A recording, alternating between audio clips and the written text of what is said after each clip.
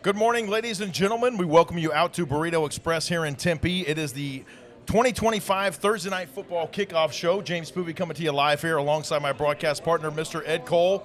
And Ed, we are excited to be back here once again at Burrito Express, my friend. And this season on Thursday Night Football, we have got 15 new teams, and we're going to 8 new locations this year. JP, that is amazing, and that is not even scratching the surface of the amount of talent in this state of Arizona football-wise. That's just one sport. That we're going 15 new teams, 8 new locations. We could do 150 new locations and still wouldn't even come close to the level of talent we have here in the great state of Arizona. You're not kidding at all, Ed. Let's get right to it. We've got 11 scheduled games on the slate. We actually just added a brand new game last night, as a matter of fact, right around 9 p.m., I believe it was. You're always working, dude. The Betty Fairfax Stampede are going to compete against the Trevor G. Brown Bruins. We're going to be joined by both those coaches and players here throughout the show as well this morning. But to kick off the 2025 season, we feature defending state champions, the Scottsdale Christian Academy Eagles, hosting the Pima Rough Riders. And if you remember anything about that game last year, it was a battle royale for that 2A state championship. Oh, JP, was it 28-27, a defensive battle, but SCA was able to outlast Pima, get them by 1 point. The last time I checked, you only need to win by 1 point, and that's what they did to get the 2A state title. Well, we've got Coach Josh Wilkins coming on here with us. Unfortunately, we're having a little bit of trouble with his audio, but Coach, we got to tell you, you look great. The Pima Rough Riders, we're excited to have you guys officially on Thursday Night Football this season, and we're excited for that game coming up here in August, Ed. It's going to be fun. It's going to be at Scottsdale Christian. It's going to open the season on Thursday, August the 21st. And, JP, we're hoping for good weather. The last 2 years we opened at SCA, the weather has been bad. We had to come back a second day, so we're hoping this time in late August it'll be good weather. It should be great. It was a great matchup last season for that 2A state title, and as we mentioned, Scottsdale Christian Academy able to come out on top of that one by a narrow margin. Yeah, and that's a great way to start it off. As you mentioned, just the rematch of the 2A state championship game. What better matchup could you have to start off on August 21st? Absolutely right. So we're going to keep going here, and we're going to make our way through this entire Thursday Night Football schedule. Again, we start off on Thursday, August 21st with the Pima Rough Riders visiting the defending state champion Scottsdale Christian Academy Eagles. We'll take a quick commercial timeout, and when we return, we will visit with those Scottsdale Christian Academy Eagles right here on the 2025 Thursday Night Football Kickoff Show. Stay with us. Hey, get your head in the game, son. The scout from football college is up in the stands. Maybe you'd rather go to school for insurance. I didn't raise no insurance, man. But you did, Dad. Football's your passion, but mine is providing around-the-clock protection to progressive customers who bundle home and auto. Jamie, we need you out here for football. You're giving up on your dream, James. No, Dad. I'm giving up on yours. Oh, James, wait! Oh, that's not the exit. Well, this kid has no future. Yes, he does. Not football. Blue 40, 2 videos sitting patiently right here for you to click. On my 3, 1, 2, go! We welcome you back to Burrito Express here in Tempe. We're now joined by the defending state champion 2A Scottsdale Christian Academy Eagles. Gentlemen, thank you for coming on here with us. We're excited to kick off the season once again off of Tatum Boulevard. Why don't you guys introduce yourselves and tell us what position you play? My name is Martin Perez. I play inside linebacker. My name is Edward Salazar. I play outside linebacker and running back. Guys, what does it mean to you to be the team this season that the target is squarely on your back? Everybody's coming after you. You guys are back-to-back state champions. As a matter of fact, against all odds last season. And let's face it, you guys had a ton of adversity there at the end of the regular season and then carrying into the playoffs. How were you guys able to weather that storm and come out ultimately as state champions? I think the main key was perseverance, sticking as a team, having faith in all of us, having faith in the coaches. I think that was the key to just overcoming the adversity and coming out on top. So winning a state championship, how much does that motivate you to come back now and win another one? It was a great opportunity, and I think that coming up this next year, we've gone through so much adversity already that we can play free as a team and really dominate here coming up this next year. Guys, tell us what it's like to play for this young man over here, Coach Mike Sheehan, who has really come in and he's turned Scottsdale Christian Academy around football-wise like I've never seen. I've been there for 7 years, full disclosure, an employee there. But Coach Sheehan has done miraculous things with Scottsdale Christian Academy football? I 100% agree. I mean, I've only had him for 1 year because I did transfer this past year, but, I mean, it's been great so far. And, yeah, fantastic. I mean, it shows for itself. As he looks intently at Coach.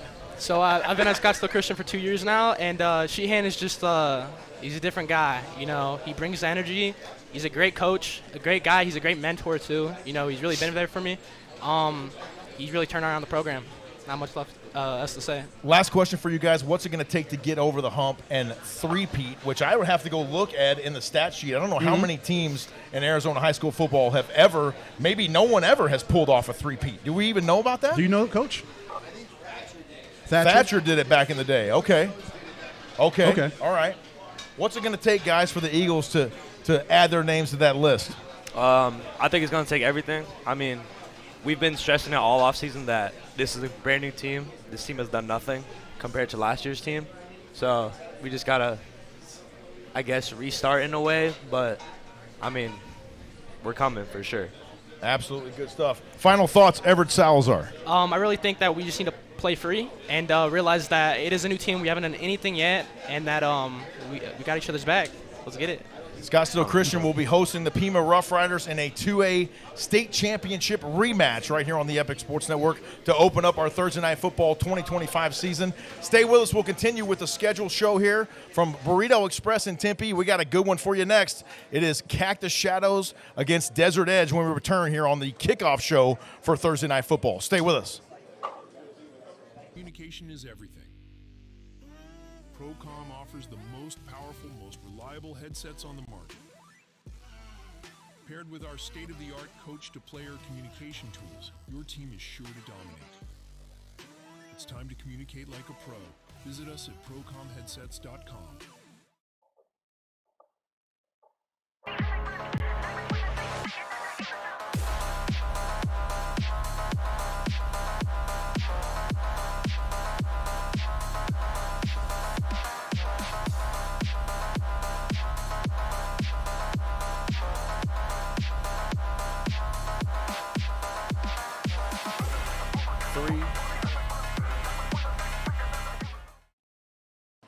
We welcome you back to Burrito Express here in Tempe. It is the Thursday Night Football Kickoff Show. We're pleased now to be joined by head coach Chris Dixon of the Cactus Shadows Falcons. We're going to have these guys on our second game of the season as they battle the Desert Edge Scorpions in a 5A playoff rematch from last season. Coach, thank you so much for joining us here today.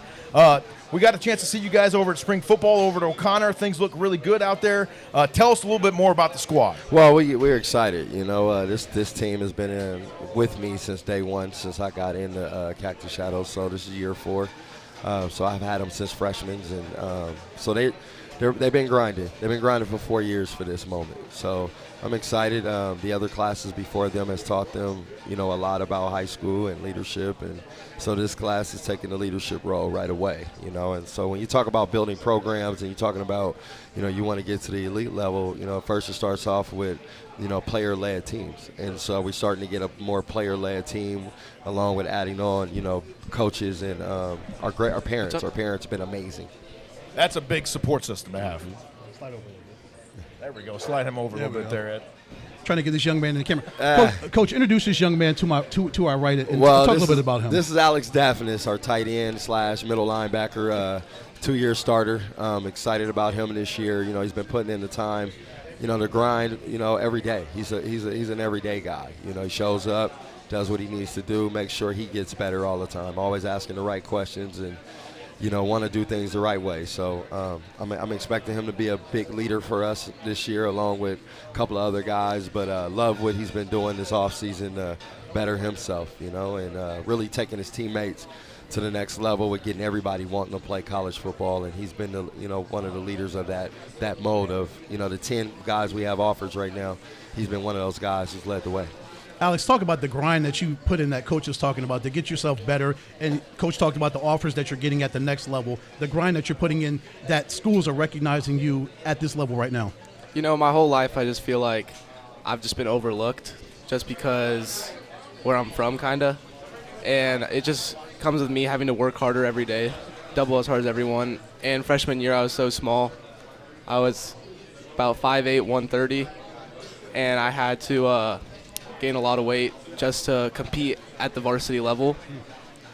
So that really encouraged me to just keep working harder every day just to become the player I am now. Talk about the relationship you have, Alex, with your quarterback and the rest of your offensive line, because you got to be tight with both those guys. As a tight end, you got to be able to, you got to be able to run fit correctly. You got to be able to get into that game as well, and then you've also got to be able to have that bond with the quarterback.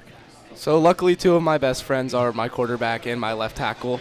So it's very easy to communicate on the offensive line with my friend Riley. He makes it very easy for me too and helps me out there.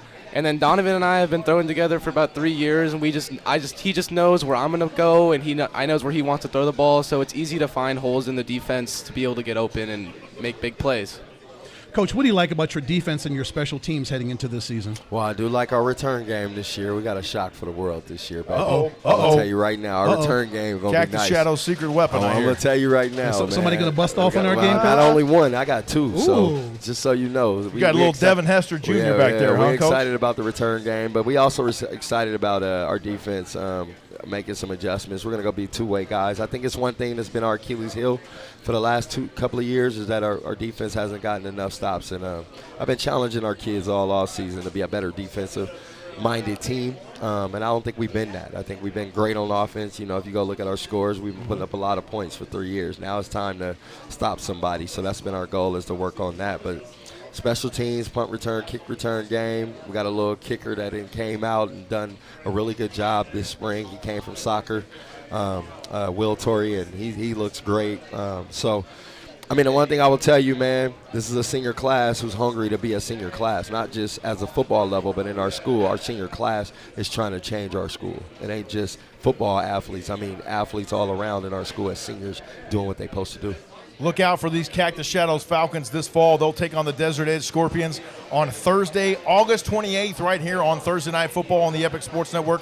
Coach, thank you for coming out. We certainly appreciate your time. And Alex, great to meet you as well. Good luck this season. We'll see you about the fourth week of August over there in Goodyear, Arizona. Stay with us more. The Kickoff Show coming up next as we visit with the Desert Edge Scorpions when we return from the break. Hey, get your head in the game, son. The scout from football college is up in the stands. Maybe you'd rather go to school for insurance. I didn't raise no insurance, man. But you did, Dad. Football's your passion, but mine is providing around-the-clock protection to progressive customers who bundle home and auto. Jamie, we need you out here for football. You're giving up on your dream, James. No, Dad. I'm giving up on yours. Oh, James, wait! Oh, that's not the exit. Well, this kid has no future. Yes, he does. Not football. Blue 40, 2 videos sitting patiently right here for you to click. On my 3, 1, 2, go! Go.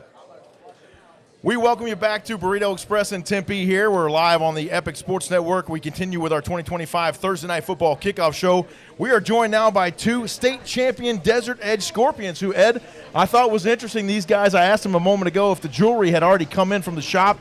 They said yes, but unfortunately, they're not blinging it out today. I don't get it. Yeah, what's the deal? You should have brought it out. You know you're going to be on the big screen. Nah, facts. I didn't even think about it. I was just like, oh, no, we should, stay humble, No, you guys are always humble over there, Desert Edge. You earned that championship. Introduce Don't be yourselves and tell us what position you play. I'm Travion Dixon, class 26, wide receiver. All right. Antonio Parr, class of 26, safety. Guys, just rewind a little bit. It's been a few months now. You've been through spring football. That's kind of wrapped up for now, and now it's just that last bit of the grind, the weight room, and getting that cardio and getting that conditioning in to get ready for two-a-days. Talk to us about that time when you guys were finally able to capture that state championship back in November. Man, it was a blessing for sure. I feel like we were definitely all together as a unit, and we basically all bought into it. So it was definitely a blessing, but I feel like we definitely manifested it. We were always talking, even when we started off the season 1 and 3. I feel like we always had the same common goal, is to get back in the state championship like we did. So it was a blessing for sure. And Travion, talking to the young men from Scottsdale Christian, talking about the hunger, winning a state championship, I'm sure that fuels you more to win another championship, come back and get a repeat, right? Yes, sir. Just the stuff that we had to go through as a team this last past year, and for us to win.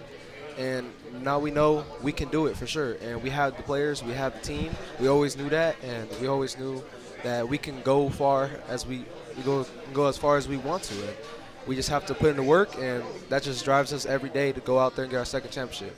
Talk to us about the importance of Coach MacArthur over there at Desert Edge and what he's brought to the program. He's been there for a while. Yeah. Obviously, he took over for the Carter brothers. What has he meant there to the Scorpions? I feel like he's definitely the heart and soul of our team because, during that period of time where obviously there was a difficult situation with our coaching staff, he definitely stepped up into the spot, which is, it was definitely a blessing. And I feel like everybody was just grateful for him to even be in that position because at the time, no one really knew what was going to happen. So we were all kind of just in our head thinking about like, oh, does everybody have to go somewhere else? But he kind of stepped up and was like, nah, we're going to be good.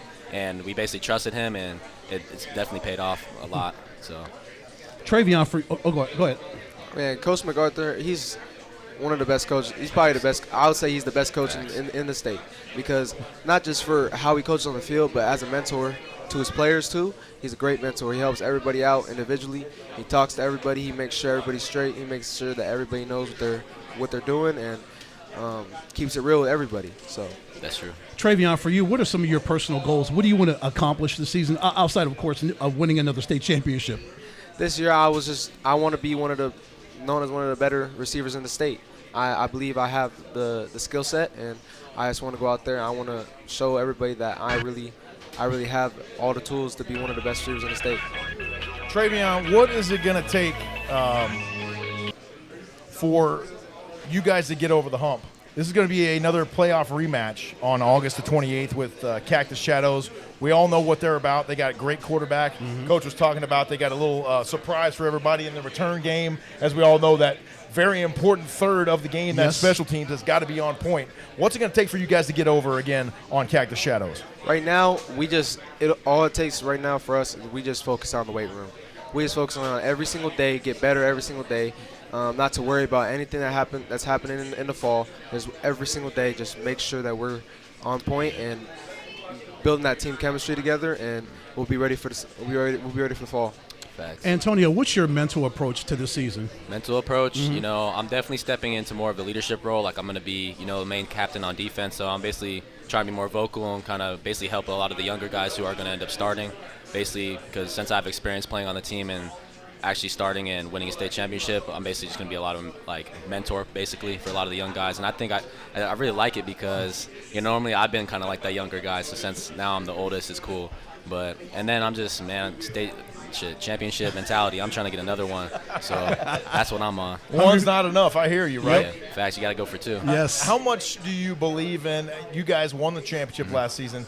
We always say defense wins championships. Yeah. How much do you really believe that now that you've actually went on the field and proved it yourself? No, it's 100%. I feel like, if you start on defense at Desert Edge, you're going to have a lot of opportunities in life, especially going to the Division I level. So I have a huge belief in our defense in general. I feel like no matter what, I don't even have to think about offense. I just know defense. We gonna do our part always, And we're like one big unit, so we go on the field.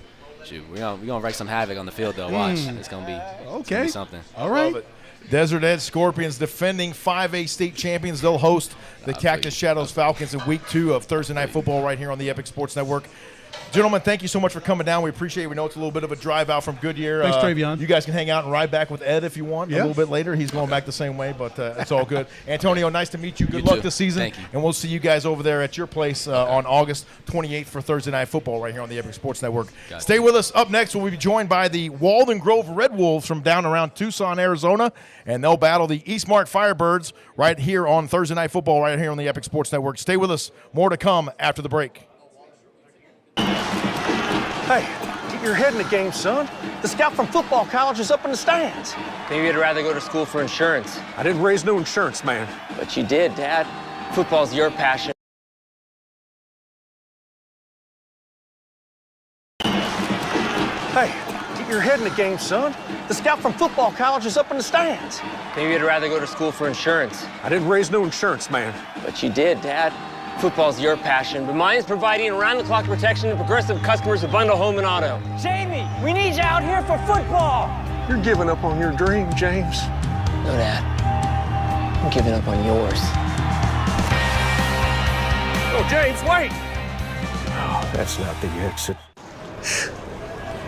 Well, this kid has no future.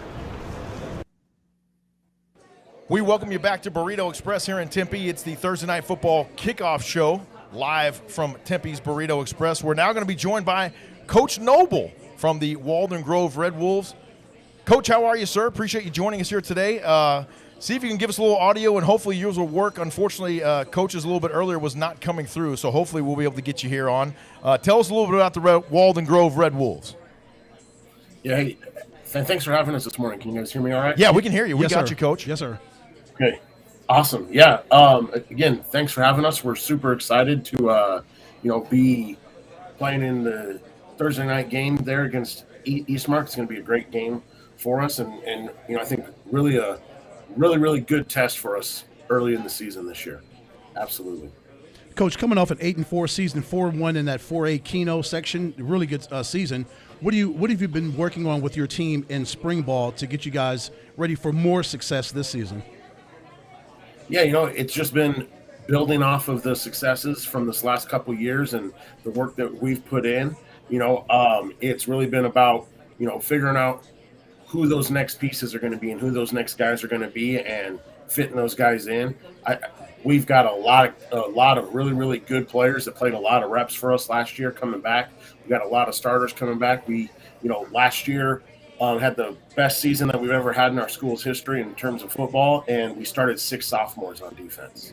So, we're bringing a lot of those guys, so bringing those guys back, and then, we don't have a big senior class this year, but the guys that we have in our senior class are absolute dudes. And so, getting those guys in, expanding some guys' roles, changing some guys' roles to do what fits the team best. And then, we're replacing a couple of, we had 5 seniors last year that are going to go on and play college football. So, replacing those guys and, figuring out how the puzzle pieces fit together best. But it's been a really good spring. You guys have really taken to, that success from last year and challenged themselves to take the next step. So it's been awesome to see. Coach, we've been all about Southern Arizona football since we started this Thursday night football thing just about 5 years ago now. We've had a chance to get down there a few times to Pima County to do a few football games. Talk to us in a brief minute about the overall growth of high school football down there in Southern Arizona with some teams like Marana taking charge with, in the 5A and other teams really coming on here in the past 5-8 years or so. Yeah, no, there's great football played down here in Southern Arizona. Speaking, in 4A, coming out of the 4A Keno region, 3 of the last 4 4A state champs have come out of our region.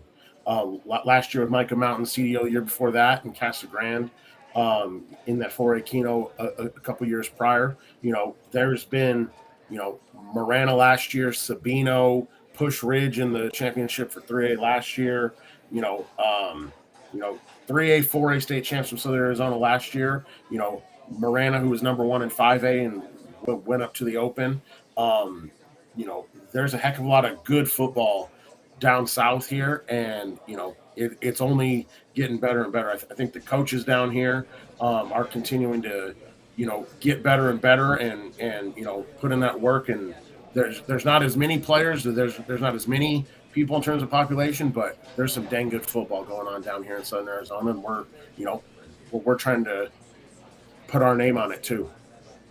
Coach, you mentioned just all the great football action going on down there in Southern Arizona. What is Walden Grove going to have to do this season to hoist that championship in the 4A and get that state title? Yeah, absolutely. I think it starts off early in the season with this game.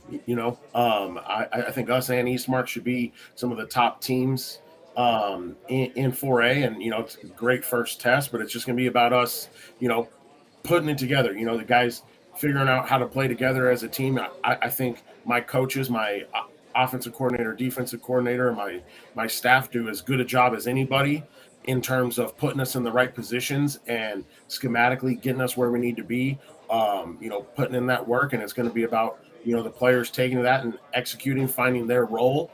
And I think we got the group of guys to do it.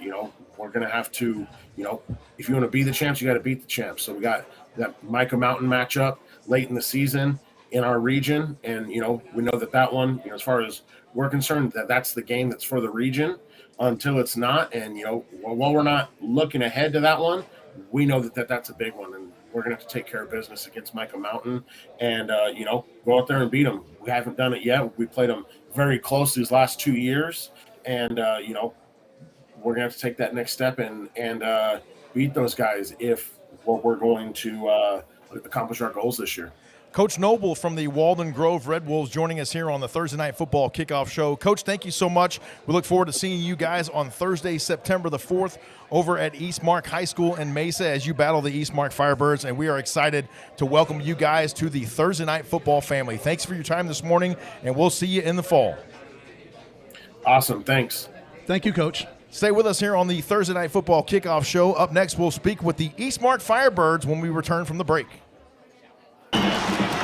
Hey, you're heading the game, son. The scout from football college is up in the stands. Maybe you'd rather go to school for insurance. I didn't raise no insurance, man. But you did, Dad. Football's your passion, but mine's providing around-the-clock.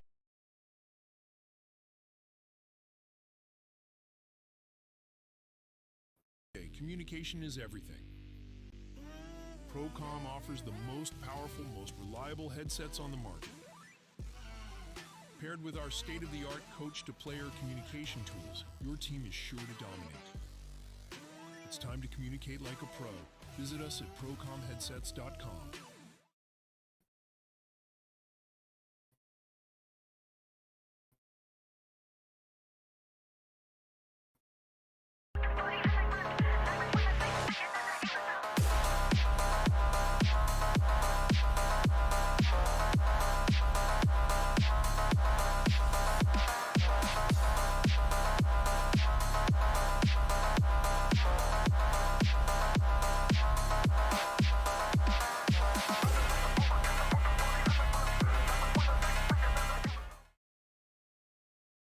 We welcome you back to Burrito Express here in Tempe. It's the Thursday Night Football Kickoff Show. We're now joined by Coach Kreis from the Eastmark Firebirds. And introduce us to this young man you brought along with us here today, Coach. Yeah, this is Max Cano, our wide receiver DB guy. Talk to us about Max and what he means to the football team as we take a look at his film here. Well, Max Cano he is, in my opinion, the definition of leadership on our team. Both with how he speaks with the fellow athletes and the way he plays on the field. He's definitely an example to the rest of us, to the rest of the players. So he's a great young man. I'm expecting some big things from him this year. Max, what year is this with you with the program? Oh, this is going to be year 4. Wow, all 4 years. Yes, sir. How have you grown, and how has the program grown from day one that you got there up until your senior year? Well, day one started off with Coach Molander, my freshman year, and that was a big, mentor to see. And honestly, it just helped me with my whole, not only being like a football player, but more like necessarily becoming a good young man. And it mainly set the culture for Eastmark and just the culture inside of me, learning like how to, be an Eastmark football player. And it really set me up to see like how my work ethic's going to be and how I'm going to go towards every game, with a new opportunity and everything. So to me, I just, I have a lot of fun playing at Eastmark, and I really, like to see what I can do at the next level and everything. So, Max, you guys have remained successful even through the coaching changes over the past few years there at Eastmark. How have you guys kind of stayed the course and just said, hey, we're going to do things, we're going to do Firebird football here. It really doesn't, not that it doesn't matter who's at the top, but we've got a mission here, and the goal is always the same, is to hoist that gold trophy at the end of the season. We just, as I talk with my guys a lot, it's really about the team, It's really about, we can have different coaches and everything, but it's really about, as brothers, how do we stick together? How do we stay on that field? Because at the end of the day, we're fighting for each other on that line and everything. So, and I just feel like as we come together, it's really about how our season is, overall, rather than who's coaching it, and how that outcome brings, a better, let's say, a better process towards each year coming into it. Max, are you a vocal guy on the football field, or are you just a lead by example and just let your play speak for itself? I try to be a little bit of both. It gets a little bit difficult at times. There's times where I just want to be in my own head and get things done. But as I've learned from all my other coaches and everything, my play, as I said, speaks for itself, but the other players see that, and they see that my play is a lot, and my coaches like to see, me being more vocal is gonna help them, become more better players and leaders for our future. So, and I feel like if I do both, I can help out a lot. Coach, tell us about spring football, how that went, and were there any players that maybe jumped off the page to you guys? You're like, hey, where's this guy been? What about this cat? We got to get him in the lineup. So we got to find a spot for this dude. Yeah, spring football definitely this year was 10 times better than it was last year with the coaching change. Awesome. Nice. A lot of improvement. Also having that continuity of having our Coach Lyons sticking around with us because we had all those coaching changes. Sure. But this year we had a lot of underclassmen show up in spring ball. We had some, like Colin Robinson. He's going to be a junior. He was a sophomore. Didn't play a whole lot on defense, but all of a sudden he's playing defense like amazingly. He's one of our edge guys. And then Dane Silver, our quarterback, our young quarterback. The way that he's grasping the playbook and what Coach Lyons is trying to have him do for the upcoming season it's been awesome. Laser focus from him. Obviously, Max, again, being a crazy leader out there. Like, everybody's just kind of watching him. And some of the young guys, like we had a lot of freshmen working out with us, too, over spring ball, and they were just watching Max. And Max has been a great leader for these young guys. I love it. So, Max, let's talk about this Walton Grove game. It's a really good football team that you're going to face in September. What do you see in that football team? I know it's early that we're just taking an early look, but that's a big game early on in the season for you guys. Yeah, most definitely. I've watched the film already. I've gone through all the analytics and everything, and he's ready. Oh, you're ready, huh, Max? Yes, he's ready. Yes, I am. Okay. Yeah. And I see number 4, their quarterback, and number 13, their DB and wide receiver. That's a big duo right there, and I feel like we just got to watch out for them the most. But 13, I've seen him on the side on defense, and he's really an impact player. And I feel like on the offensive side, we got to really watch out for him, and we really got to leverage our offense towards that guy mainly, and just expose his weaknesses in a way. And I've seen the defensive coverages and everything. They play, they crash down a lot with those safeties, and I feel like we can attack that well. And yes, they are a great team, but I feel like we going into that game, we can have a lot of confidence. Play some Eastmark football there. Nice. Ed, this is Max Cano, current football player for the Eastmark Firebirds and future football analyst on some network somewhere. Yes. I can already tell. Can't you? Yeah. Yes. Seriously. The Eastmark Firebirds joining us here on the Thursday night kickoff show for 2025. They'll battle the Walden Grove Red Wolves on Thursday, September 4th, right here on the Epic Sports Journal. And thank you so much for your time. Appreciate you coming out here and joining us. And we look forward to our third time, I believe it is, Ed, out at Eastmark for a football game. Yep. Girls flag football guys. and two men's football games. Great stuff. Stay with us. We'll be right back here with more of the kickoff show as we preview the matchup between the Pinnacle Pioneers and the Corona del Sol Aztecs. Stay with us. More to come after the break. Hey, get your head in the game, son. The scout from football college is up in the stands. Maybe you'd rather go to school for insurance. I didn't raise no insurance, man. But you did, Dad. Football's your passion, but mine's providing around-the-clock protection to progressive customers of Bundle Home and Auto. Jamie, we need you out here for football. You're giving up on your dream, James. No, Dad. I'm giving up on yours. Oh, James, wait! Oh, that's not the exit. This kid has no future. Yes, he does. Not football. Blue 40, 2 videos sitting patiently right here for you to click. On my 3, 1, 2, go!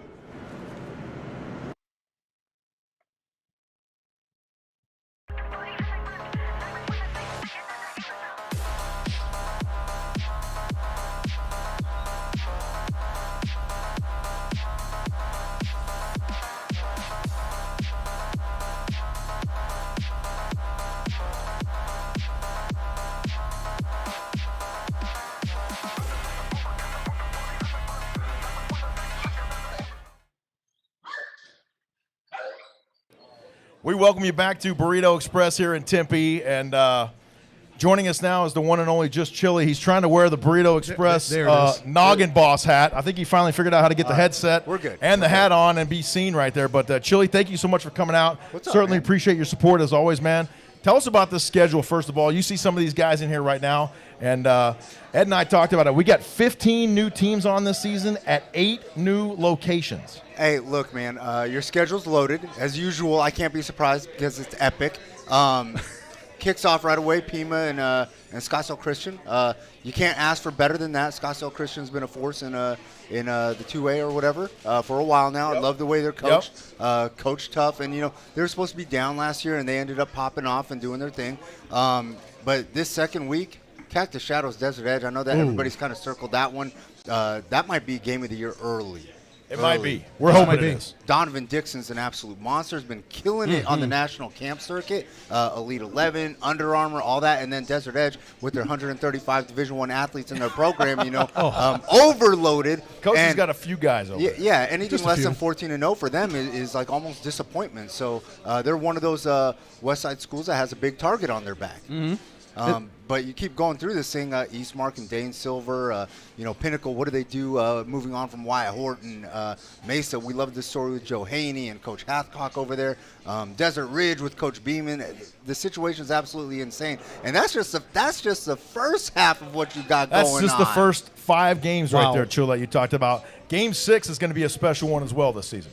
Man, hey, girls, flag football, absolutely booming. And, I don't know everything about it, but I know that Canyon View was loaded last year. They participated in my girls' flight club. And then Hamilton. Hamilton's got a squad. Coach Stone always doing his thing. And we've got the co-football player of the year in Samaya Taylor-Jenkins here with us today. Absolute monster. Another one. I think I caught her on a plane leaving L.A. from a camp, from one of those national camps. Okay. Absolutely running things. Can't be surprised about that. But, yeah, this Hamilton team looks like they're going to be spectacular again. So, I think this will be a lot of fun, man. Canyon View, I know they're kind of reloading and stuff and trying to figure things out. So, I can't wait. And then I keep looking at this schedule. You got my guy, Coach Burwell over at Fairfax taking that thing over, and Coach Rangel at Brown. Man, this schedule looks like it's going to be a lot of fun. It's pretty deep. Millennium Tollison. Let's go. Our first time over to T-Town. Hey, Rico Blasingame is an absolute story. I've interviewed him on my show, shameless plug, Chili's Two-Piece, every Tuesday night. Every Tuesday night. There's more coming with that later on. Stay tuned. Absolutely. But Rico Blasingame's an absolute stud. What the Wellbrocks have been able to do in keeping him around, baby Coach Wellbrock is absolutely phenomenal. I seen him coaching basketball too, and just a lot of these national talents sometimes tend to leave for one reason or another, and they've been able to keep Rico there, keep him happy. The Minnesota commit, and I just think it's a super cool story in loyalty. Last bit of the schedule, we go to Maryvale, Paradise Honors, and Prescott for the first time. Crosstown Showdown once again. Yeah, hey, Thunderbird, they've been doing a lot of good things recently. They had a nice little quarterback over there. I like what Carl Hayden and Maryvale got going on. I think that this rivalry is going to spice up a little bit. Shout out to the Carters. The Carters are my guys, so got to show them love, welcome them back. Super excited to see what they got going on and how they rebuild this program literally from the ground up. And they got, in conversation with them, they have been recruiting the hallways really, really hard. Yes. And I've heard that the turnout is crazy. I've talked to like Adam Beadle and BJ Media and a bunch of the people that have been out there. The numbers look insane. So, I think that the way you finish this thing off, Bradshaw, Mountain, Prescott. Yes, sir. I'm curious to see how Prescott rebounds. They lose a top tier guy. So, this is gonna great schedule, man. I love it. This is gonna finish off tough.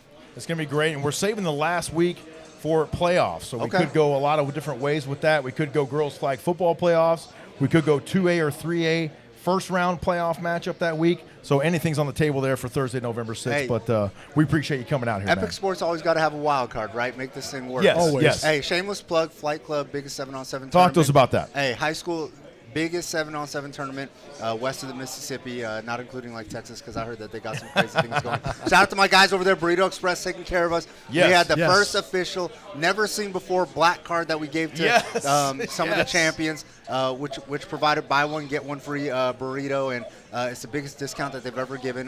Definitely partnering up with them again. Shout out to my guy Angel. Angel always taking care of us. So he does a lot of great things for a lot of these kids locally. The NIL situations that he's created, launched that with like Trenton Bourget and Coben and all them, and then carried over with Scataboo, the Scataboo Burrito, which I think is secret menu stuff. I'm not sure all the details. I know they got the cool post over here. Shout out to the New York Giants. So, got to show love to our guys at Burrito Express. And, Cam's probably OTAs today, don't you think, for the Giants? Wouldn't you imagine? Yeah, I think they're highly OTAs. likely, but you can Late still get a burrito. You can still get a burrito. Still That's support right. the guys. Exactly right. So, Exactly right. Hey, James, fellas, Hey, I appreciate y'all last showing question love. for you. Which of these games can we expect to see you at this year? Besides Cactus Shadows Desert Edge. Man, I really like this Walden Grove East Smart game. Okay, okay. But they're all solid. So like this is as solid Thursday schedule as we've ever seen. Chili, can we see you up in Prescott? And Hey, hold on. I know what you're trying to do. First off, if Poovy's driving, I'm always down to make a road trip. I've made road trips with Poovy before. Yes, you Safe have. to drive with. So down to Southern Arizona. As a matter of fact. So it's possible. Calm down. Down trying to to get Cienega, me. that's right. Yeah, no. So maybe. I mean, shoot, the weather's going to be super nice over there. Hey, we literally didn't know you were going to walk in the door here today. So thank you so much for coming out. We certainly I appreciate had to it. pull up. You guys got something epic going on. I want to be a part of it and show as much of these guys' love as possible. And I see a lot of my flight club participants here. And, the tournament's still building. There's like 2 more spots left. So pre-party day on Monday, selection And show it on ramps Tuesday. up. That's right, all week long. And then obviously girls on Friday, boys on Saturdays. So, hey, I appreciate you guys. Yes, Love sir. the schedule. You're going to catch me at least 3 of these games. I'm not sure. All right, there you have it. Put it on record. 3 games, Ed. What do you think? Yeah, I can see 3. That definitely works for us. Thank you, my man. We always appreciate you. Hey, Thank you, shout out Chili. to Good to Sonya see you. Blade. Shout out to Yes. Sonya Blade, too. Sonia is currently cruising somewhere in the Must be nice. Maldives. Yeah, or must be somewhere. nice. I'm not quite sure. Yeah, that's because of that big pay from Epic That's Store. right. That's right. Yeah, that's right. Yeah, That's Sonya's definitely balling not like it. that. That's definitely not it. But we thank you for joining us, Chili, and we're excited for the Thursday Night Football schedule as well. We'll take a brief commercial timeout and get back to the rundown as we preview Pinnacle at Corona del Sol when we return. Hey, get your head in the game, son. The scout from football college is up in the stands. Maybe you'd rather go to school for insurance. I didn't raise no insurance, man. But you did, Dad. Football's your passion, but mine is providing around-the-clock protection to progressive customers of Bundle Home and Auto. Jamie, we need you out here for football. You're giving up on your dream, James. No, Dad. I'm giving up on yours. Oh, James, wait! Oh, that's not the exit. This kid has no future. We welcome you back to Burrito Express here in Tempe. Once again, thanks for Chili for just joining us here on the program. Always appreciate his input. And we got some good games this year, Ed. There's no doubt about it. Oh, yeah. A schedule that is chock full of talent. Yes, it is. A lot of great matchups. Let's keep going. The next game on our schedule features the Pinnacle Pioneers at the Corona del Sol Aztecs. Unfortunately, Pinnacle not able to join us here today, but Coach Zupke always has special things going on over there up in North Phoenix. And we had a chance to get out there for some spring football, and these young men were flying around, Ed. Oh, yeah, they were. Coming off a 7-3 season, they lost to Queen Creek in the quarterfinals. So they had a lot of success last season, and they're trying to build upon that as we see their film in spring ball. We were out there, as you mentioned, a couple weeks ago. Those guys were getting after it. That was a physical spring football practice. Yeah, they were flying around. You almost looked around a couple times like, hey, does anybody have pads? I didn't know we had padded spring practice out here yet in Arizona, which we could do a whole show on that. I would love to talk about that sometime, and we might have to do that. But, yeah, the guys were really flying around there at Pinnacle, and they got a bright future ahead there under Coach Zupke, as always. They do, and they're going to have to be ready on 9/11 to take on Corona del Sol, right? Yes, they are. Coach Lauer's made the move over there, and he's got those Aztecs ready to go. But the Pinnacle Pioneers, we're excited to have them officially on Thursday Night Football for the first time this season. Yeah, that's going to be really fun. I can't wait to get to Corona and get this game in.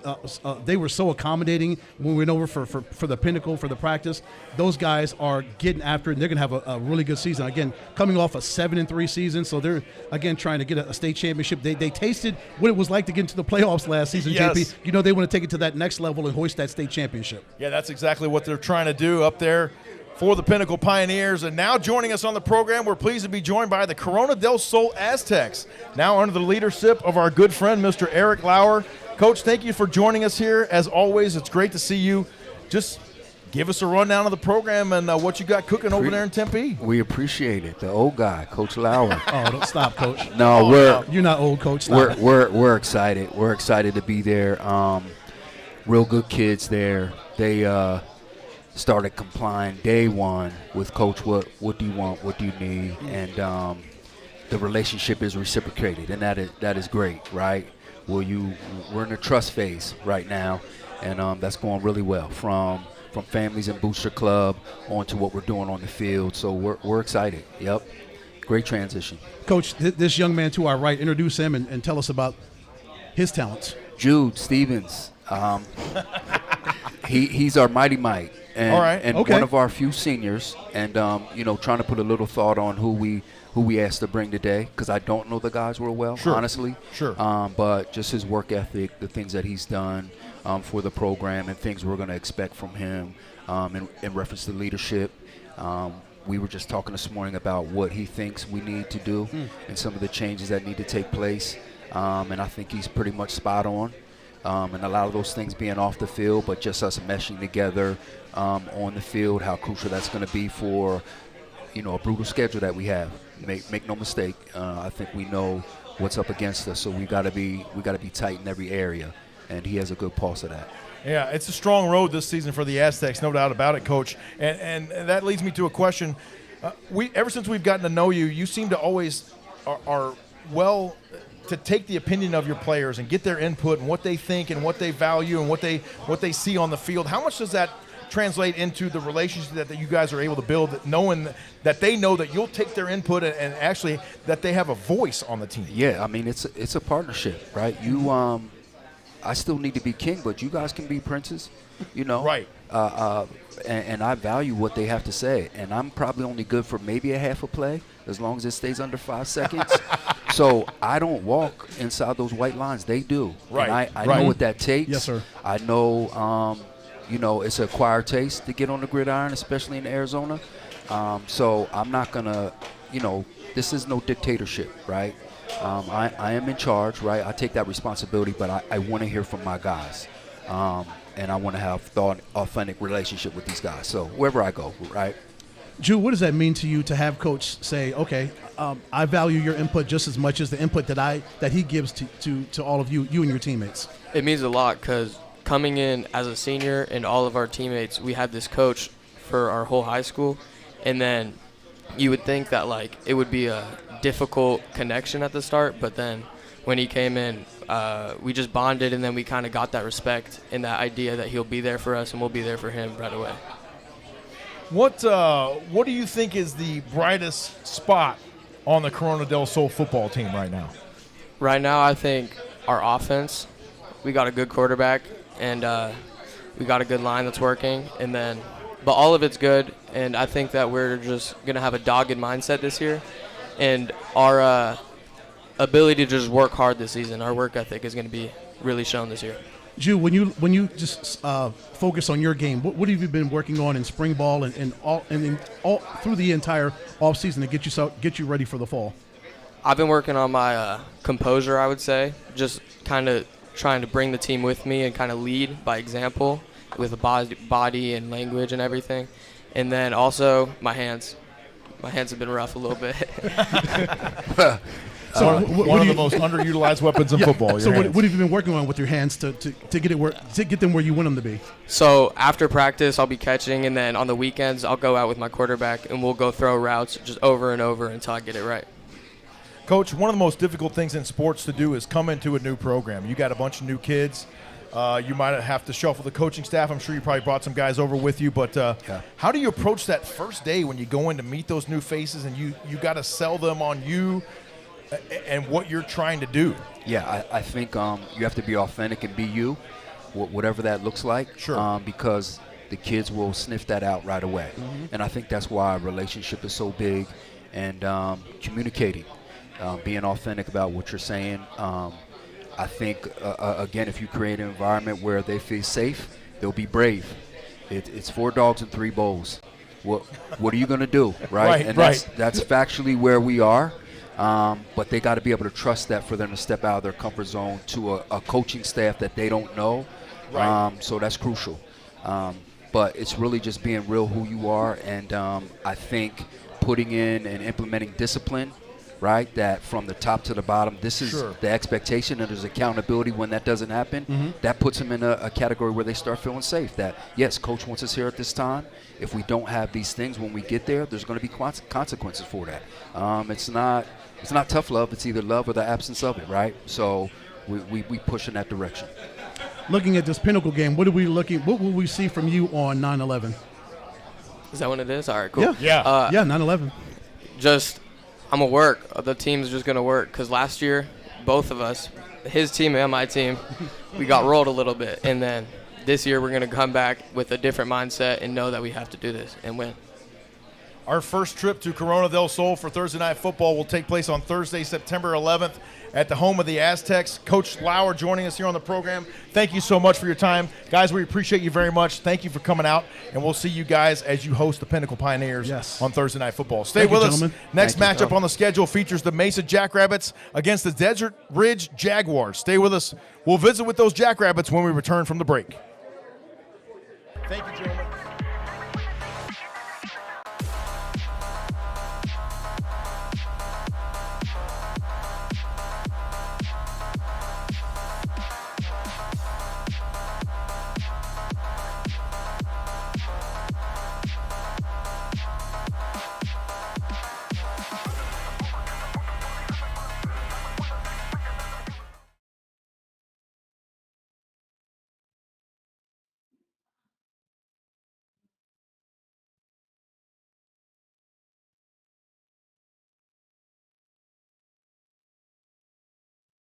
Communication is everything. Procom offers the most powerful, most reliable headsets on the market. Paired with our state-of-the-art coach-to-player communication tools, your team is sure to dominate. It's time to communicate like a pro. Visit us at procomheadsets.com.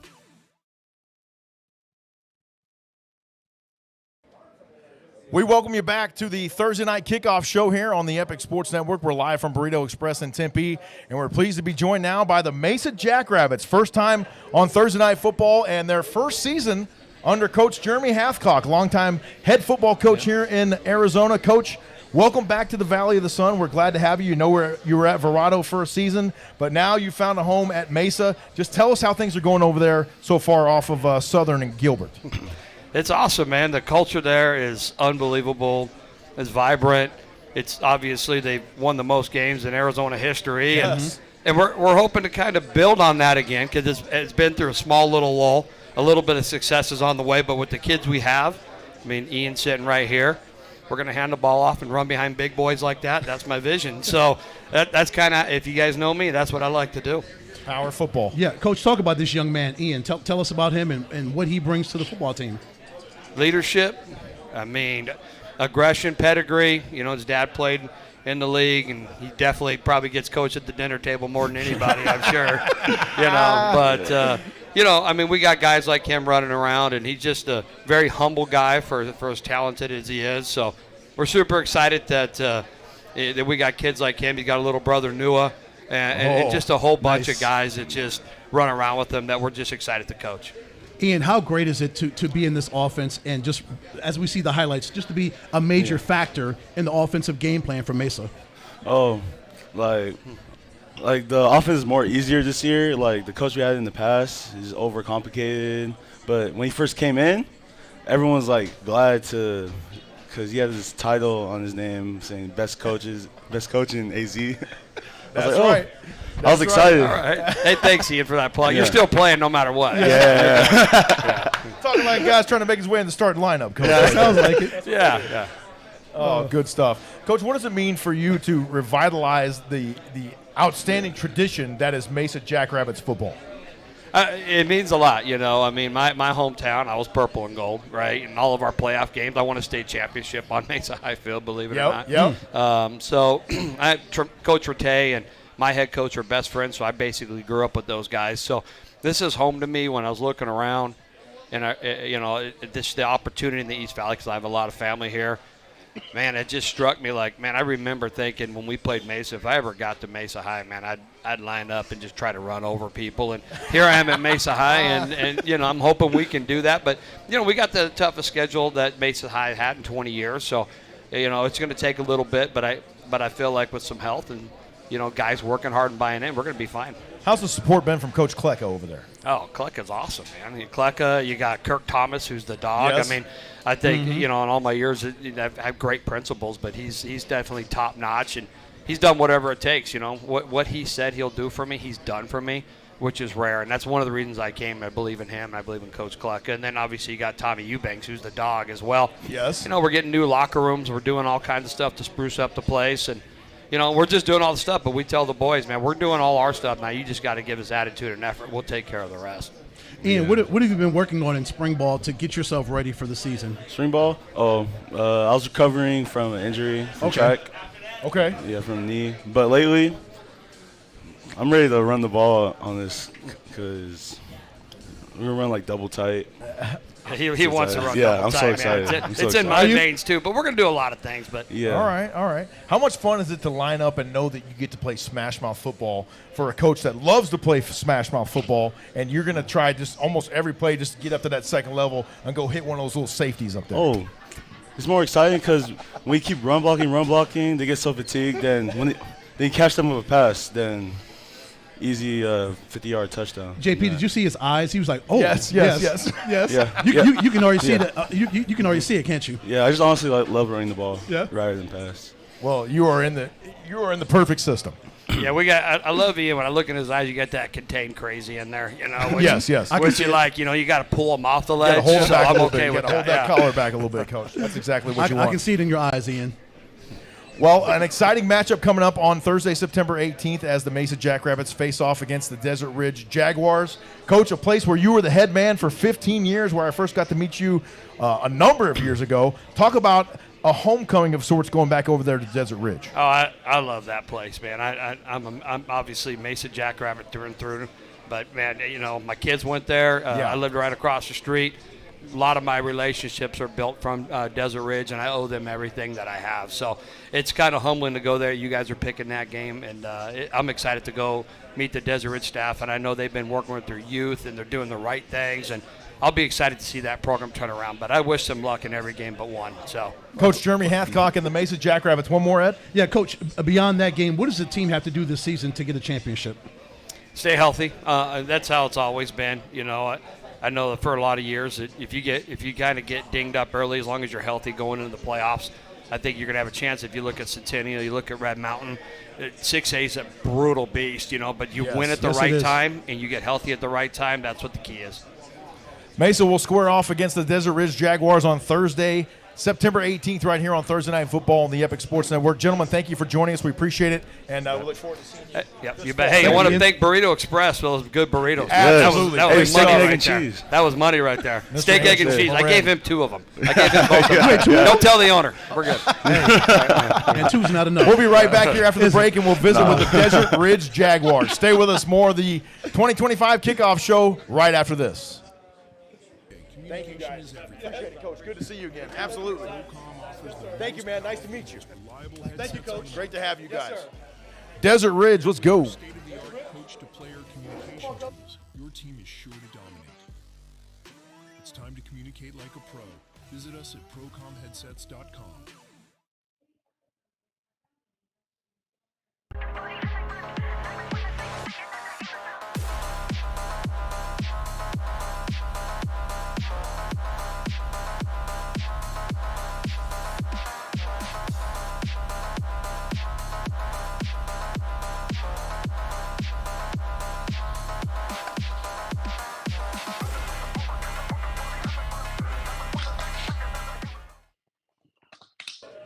We welcome you back to Burrito Express in Tempe, the Thursday Night Football Kickoff Show on the air here on the Epic Sports Network. Mesa will face off against the Desert Ridge Jaguars. We're now pleased to be joined by Coach Ratliff from Desert Ridge. Coach, thank you for taking the time to come out here and visit with us. Also, you guys' first time on Thursday Night Football. We're excited to come to your place. Just tell us a little bit about spring football, and then tell us about this young man you brought here with us today. Absolutely. Appreciate you having us here. Definitely delighted to be here. It's been a great time, Anything new always is an expression of great things. Yes. So that's what we're looking forward Yes, to. sir. We had a great spring ball. Being able to get with the kids, be around them, meet them, all those team building things was a great pleasure. Especially meeting a kid like David Poorman over here, Poorman. Sir. Hard worker. He's a linebacker tight end for us. He really impressed us during our spring game. He caught a nice touchdown across the middle, ran down. We were like, uh-oh, we got somebody. Okay, so, Okay, David. because, at the end of the day, that's what we're there. We're there trying to analyze. We're trying to see exactly what we're doing, trying to rebuild the culture, make sure, these men come out of school and be good men. Right. So that's the key that we're doing. That's the great thing that Coach Beeman is doing on his end, emphasizing, life after football as well. Yes. But absolutely getting after it. So it's been a great pleasure. Because that life after football is coming for everybody, right, Coach? Whether or not, I Whether tell or not them all. you're going all the way to the Hall of Fame or not, I there's try still to gonna tell be them all life you're working after on some football. type of path. So it just Yes. depends on what your path is. So we're just trying to guide them in that right path. Right, and just tell them, Coach, just keep on living. That's it. Life is going to come at you. Absolutely. Regardless of whether you want it or not, it's coming. That's right.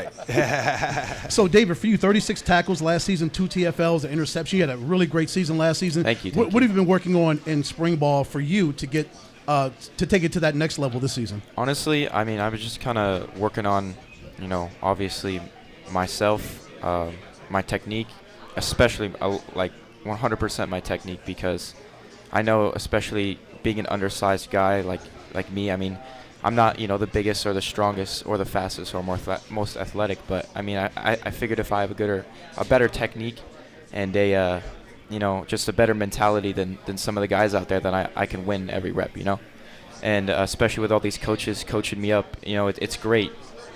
It's great. I get to see from a different field of view, I get to break. They show me things that I've never, seen before, and it's amazing. I get to, I see it not like anybody else, You see things a lot differently Exactly. now, huh? Exactly. Wow. I see it. Spring ball and everything, it's really allowed me to definitely improve 100%, obviously, but yeah, I've seen all of us improve, and myself, I've just kind of been working on my technique, my leadership, especially because I'm going to be a senior, all the little guys, I gotta, bring them up, so. Talk to us about the excitement around campus for Desert Ridge football. Oh, absolutely. It's been on the rise for the past couple seasons. Tell us, from a student perspective, how excited are the kids about this upcoming season? I know everybody is a little hesitant about the new coaching staff and everything, not in a bad way, you know what I mean? But sure. They're aware of it, right?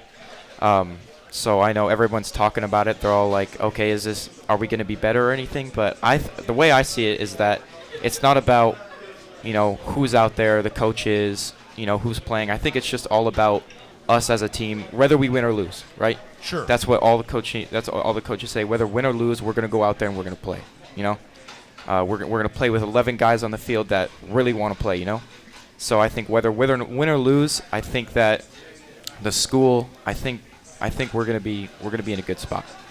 Coach, what's the communication level like between the coaching staff and the players? Is there open input from the players to the coaching staff? How does that work with communication? Yeah, definitely open communication. As I stated earlier, we're all new. They're new to us. We're new to them. So the communication is key, trying to identify not only what maybe they felt like they could have did better last year or what went wrong last year, but also the communication on our end to emphasize why we do what we do and what we see. So that's been a great thing and a building block, right? It's a building block. But you got humble kids like this talking about he's small. That's a good sized kid over there, right? Right. Yeah, that's a good problem to have, Coach. It is. So we got the good, we got those humble kids over there who are ready to go to work, and that's what we've seen during spring ball. We've seen them getting after it. We've seen them working hard. we've seen the buy-in. Sure. You know, and at the end of the day, the beginning part of this whole rebuild is the buy-in. As long as you got the buy-in, and that goes with the community, the staff, the admin, everybody has been phenomenal bringing us in, and we continue to just work, and we're going to continue to get better. Coach, has there been any players that maybe if it's just even one guy that's kind of jumped off the page to you in spring ball that you were like, oh, wow, maybe besides David here that you say, oh, ooh, hold on, make it get that kid a jersey. Absolutely. There's been a couple kids. There's been a couple kids that flash across your face, and you're like, okay, maybe, you know. Okay. I'm a tough critic. Yeah. So you know, gotta I'm be. still waiting. You know, Yes. still waiting till we get those pads on and we get to see, go up to camp and get to see that work ethic and that buy-in and those things that we need to see to really determine if they're ready to go. Sure. Right? So we're still looking. We do see it's promising. I will say this is the absolute truth. I was pleasantly surprised by what I seen as you look at the schedule and all the record from last year. It was kind of scary not knowing what you're going to get into, but going over there and being able to see exactly what you have was a pleasant surprise. Good stuff. Absolutely. David, how excited are you to get the season started and make it into a championship? I've been thinking about this season ever since, the end of last season. Especially in spring ball after this and then now going into, summer camp and everything like that. I'm just more excited to get pads on and, get back out on the field. David seems like the kind of guy, Coach, that roll off the bus already padded up, ready to go. He don't even need to go inside. He just go right to the field. This is the most I've heard him say this Really? whole time. All right. He just goes to work, Coach. He just goes to work. That's fantastic. That's exactly what you want. That's right. Coach Ratliff and the Desert Ridge Jaguars joining us here on the Thursday Night Kickoff Show. They will host the Mesa Jackrabbits on Thursday, September 18th, right here on Thursday Night Football for our first trip to Desert Ridge High School. I'm excited, Ed. I'm so excited. Let's get this thing on in September. Gentlemen, thank you so much for joining us. We appreciate your time and safe travels back out to the Far East Valley. We'll see you guys in September. Absolutely. Stay with us. More of the Kickoff Show coming up. We go to girls flag football next as we check in with the Hamilton Huskies. They'll battle the Canyon View Jaguars on Thursday Night Football this season. Stay with us. More to come on the Kickoff Show. Hey, get your head in the game, son. The scout from football college is up in the stands. Maybe you'd rather go to school for insurance. I didn't raise no insurance, man. But you did, Dad. Football's your passion, but mine's providing around-the-clock protection to progressive customers who bundle home and auto. Jamie, we need you out here for football. You're giving up on your dream, James. No, Dad. I'm giving up on yours. Oh, James, wait! Oh, that's not the exit. Well, this kid has no future. Yes, he does. Not football. Blue 40, 2 videos sitting patiently right here for you to click. On my 3, 1, 2, go!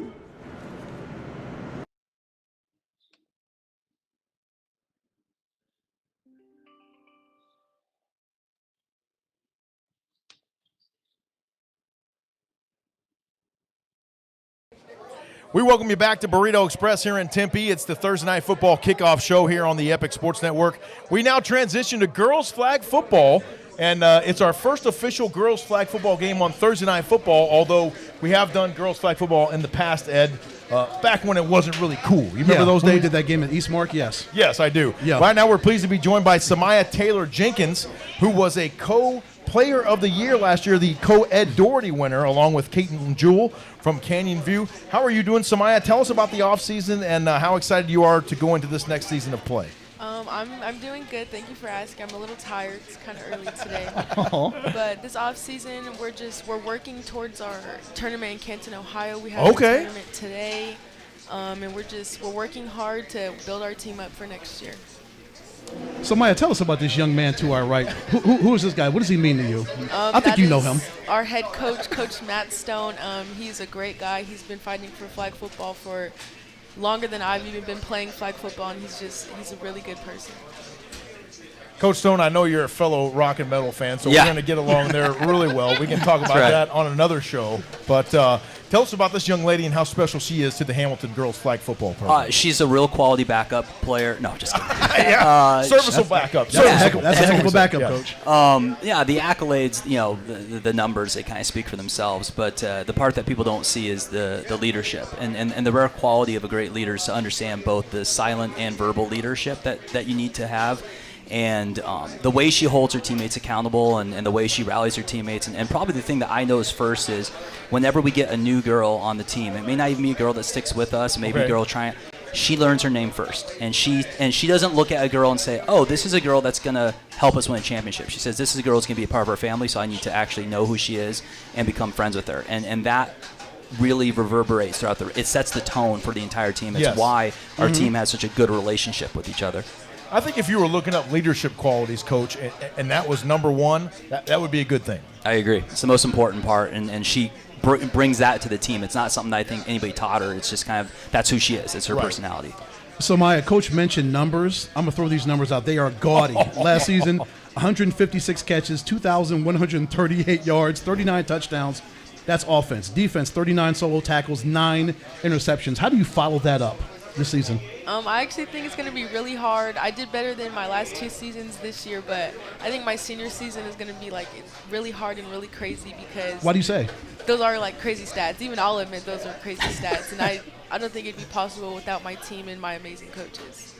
You know, Samaya, girls flag football has really blossomed here. That's probably the biggest understatement of the last 15 years. How does it feel for you to be a part of that as one of the real pioneers getting in on the first few years of its existence here? And when you're a little bit older, you're going to be able to look back and go, hey, I was part of that original crew when that whole thing got kicked off. I think it's really cool. Yeah, literally, because I think it's cool because, this sport didn't get as much respect as it does now. So, being a part of that and helping put respect on the girls flag football name it means a lot, and it unites the girls all around the world.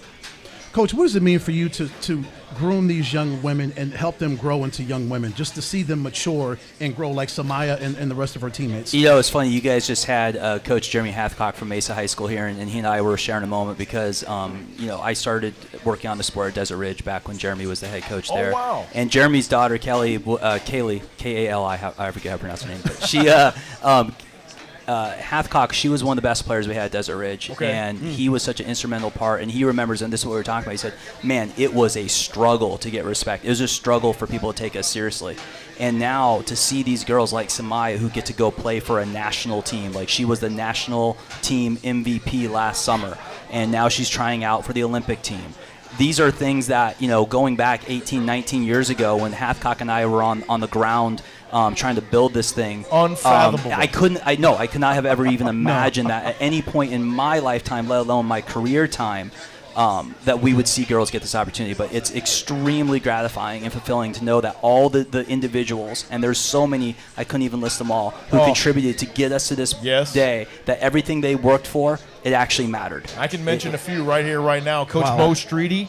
Yeah, Mo and I go back 15 years relocated too. to California. Yes. Rex DeVries, also a big proponent of girls flag football here in Arizona. And now we heard you're going to Canton for some tournament? Yeah, so there's it's kind of the first national championship tournament, and it's going to have 8 state champions, 2 from Florida, Georgia, Arizona, Colorado, Nevada, New York, and Illinois.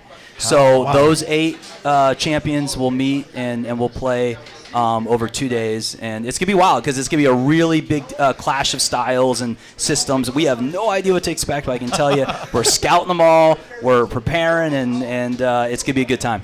So, Maya, what did it mean for you to win a state championship? How, just to culminate last season, coming off as the best team in your, just the best team in the state in your section? It was crazy. It was actually unreal because I personally feel like we worked actually really hard to get to the point where we were, and it still was a close game no matter how hard we worked, because just emotions get high, everything is more intense, everything just means a lot more. And winning this year, or technically last year, meant a lot because I came up short the past 2 years in my career. One really short, we lost in the championship, which that sucked on our home field. That was terrible. Yeah, our freshman year. Yeah. I knew we had to come back at some point in my high school career and win a state championship. And now you're trying out for the Olympic team. Tell us about that. That's so cool. So in 2028, the Olympics are entering flag football, and I think I want to be on that team and pursue the Olympics to obviously represent my country and just play with the best of the best and against the best of the best.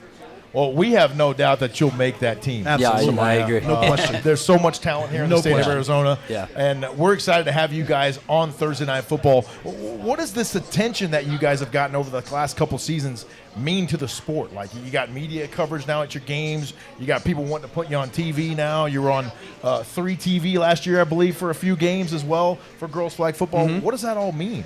Is it just crazy? Yeah, it's all just crazy because, like, no one would have ever thought girls flag football would be getting any kind of publicity, let alone people at our games writing down what we're doing, giving us interviews at the end, broadcasting it, putting it worldwide, and I just think it's all just so surreal.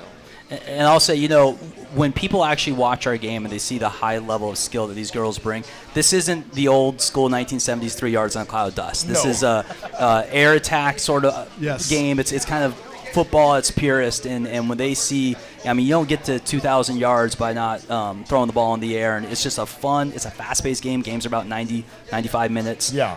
When people see it, and this is why we appreciate what you're doing so much, it's going to inspire the next generation so that the numbers just continue to exponentially grow for the next decade to come. Well, we just think it's fantastic what you guys are doing, and the way you've really push this sport into where it is now, and it's because of guys like you that it's where it is now. So congratulations on that for you guys, and we appreciate you coming on here with us. The Hamilton Huskies girls flag football team will head over to Waddell to battle the Canyon View Jaguars on Thursday, September 25th. We'll have that game for you here on the Epic Sports Network. Coach Stone and Samaya Taylor-Jenkins joining us here. Thank you so much for your time. Safe travels back out there to Chandler, and we'll see you guys in late September. Thank you, Samaya. Thank you, gentlemen. Appreciate it. Stay with us. When we return, we'll visit with the Canyon View Jaguars right after the break.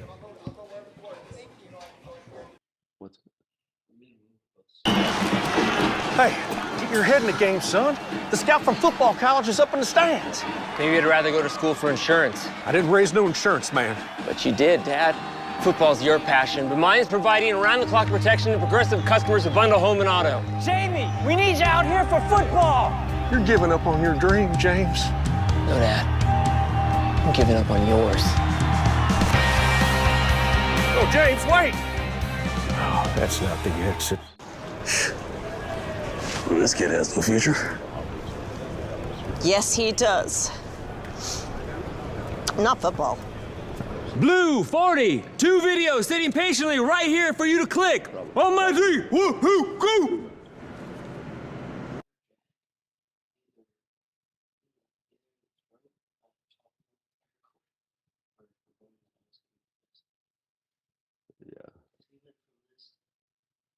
Yeah. Well, you started sticking his first to him. He didn't like that.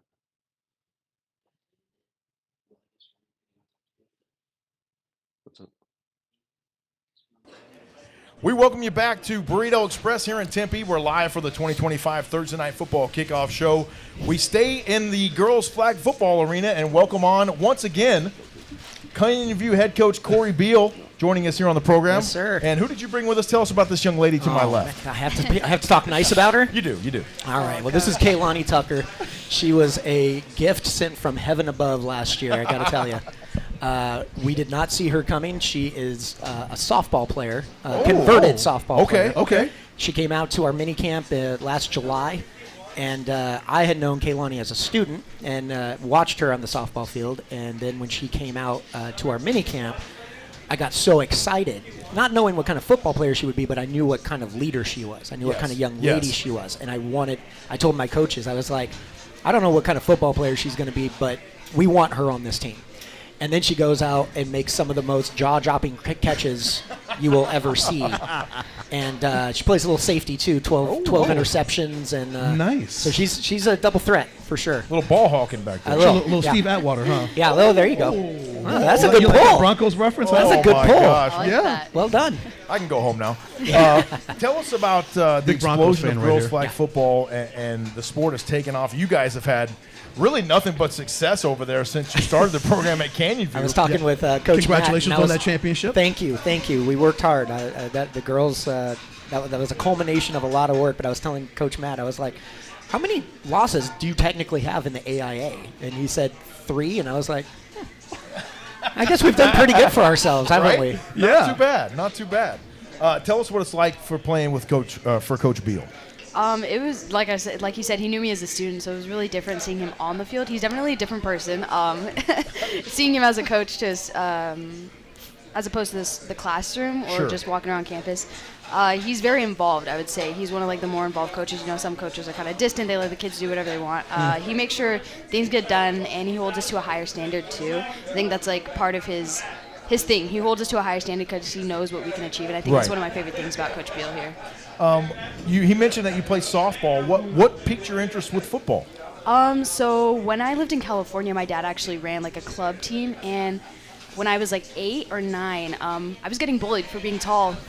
So So my dad was like, "You should not be sad about being tall. Why is that a thing?" So he put me in football and showed me like being tall is cool. Being tall is like you're athletic. So that's right. I had played previously when I was like 8 or 9, and then like obviously the boys get bigger, stronger, so I couldn't play tackle. Sure. And then I was like, okay, let's do a girl sport. I played softball, and then I saw that they lost, and I was like, dang, that sucks. I want a ring. So then I was like, let's try out.